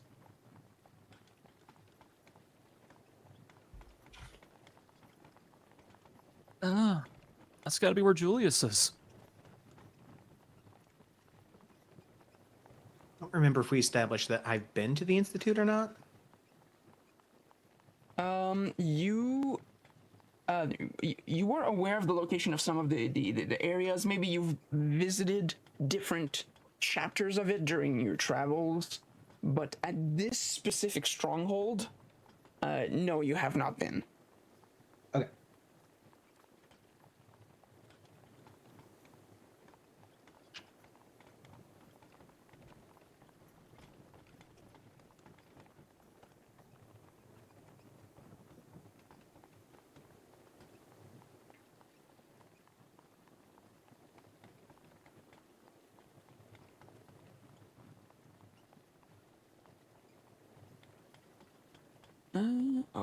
Okay. There's still like, though you can still see it in the distance. There's still, kind of a bit of travel ahead of you. Maybe something like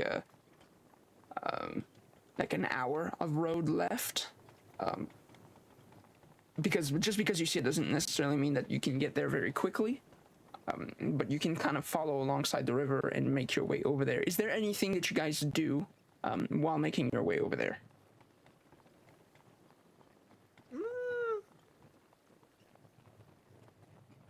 I read the letter. You open the letter. Yeah, I open the letter, assuming it's a letter. You try to open the wax seal, and there is this force that prevents you from opening it. Hell yeah. Put it immediately back in the bag. Like, just not even gonna bother anymore. Easy. Guess that's a no-go. Okay. Onward. Onward. Onward. You continue to make your way on the road, and as you approach and get quite close, sorry, I see we're about to get an ad break, so I just want to make sure don't miss anything important.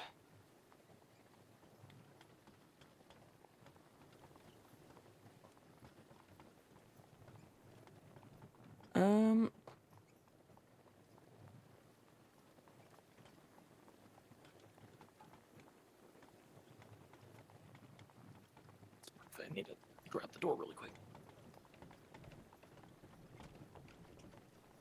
Yeah,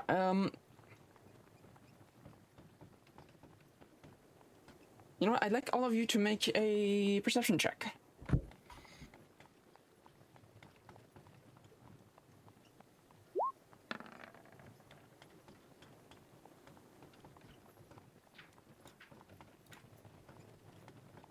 Sure, as soon as I can press the button. Soon as you press the button. I am not perceiving. I rolled a 5. 22 Alright, on well- Jacob. Okay, I'm sorry, did I miss anything? Perception check. Oh, shoot. You still have my bardic inspiration, by the way. Oh, shit. Okay. Inspire that? So roll a It's a D6 on top. D6. Okay. 2, so 13.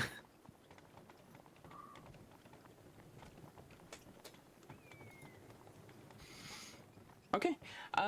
As you continue making your way on the road towards the Institute Stronghold, Jacob, you're the only one who can actually hear this strange noise coming from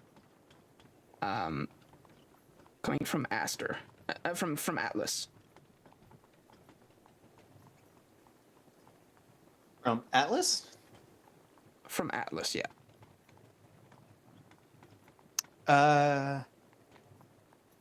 Whatever Atlas, you crackling okay? From crackling that you hear sometimes coming from his arm, there seems to be like a faint,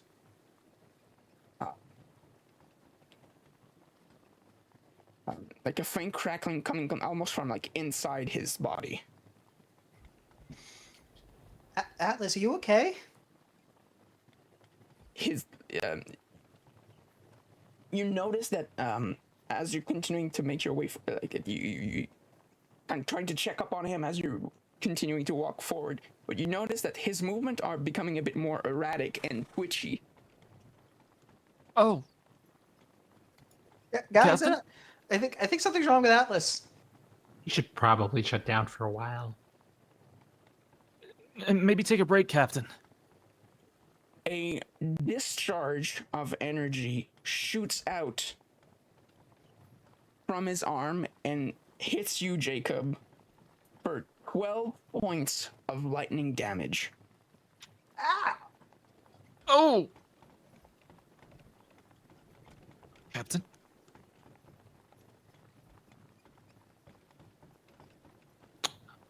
I would like to run over to Jacob and do Cure Wounds. And I rolled a 1. So that's only 4. Can I try and subdue or grapple the captain? Perhaps next time. That is where we're All going to right. stop for today. Okay. I'm mid-grapple, waiting to leap. Is he mad at me for not doing anything in the fight?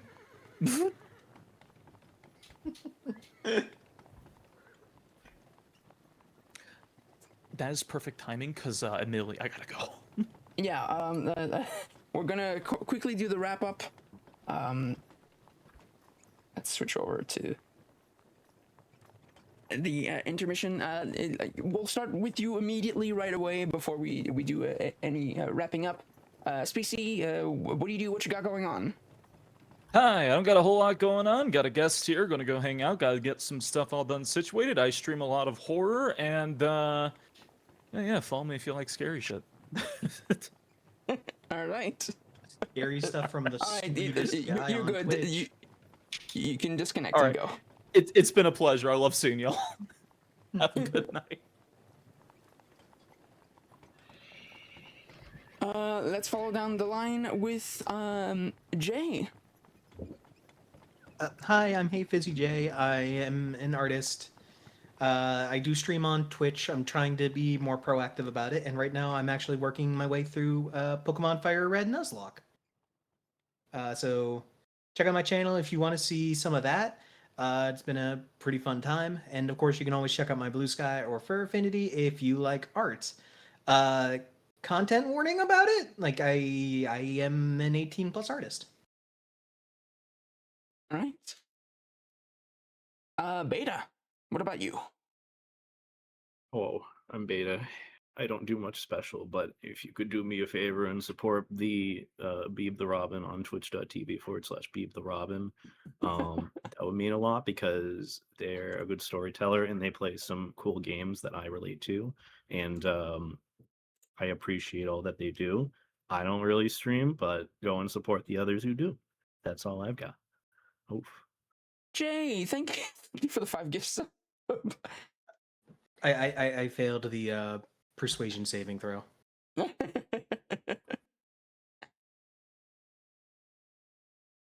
very nice of you. I appreciate it. And thank you also, Beta. That's a very nice thing of you to say. Keith, what's going on with you?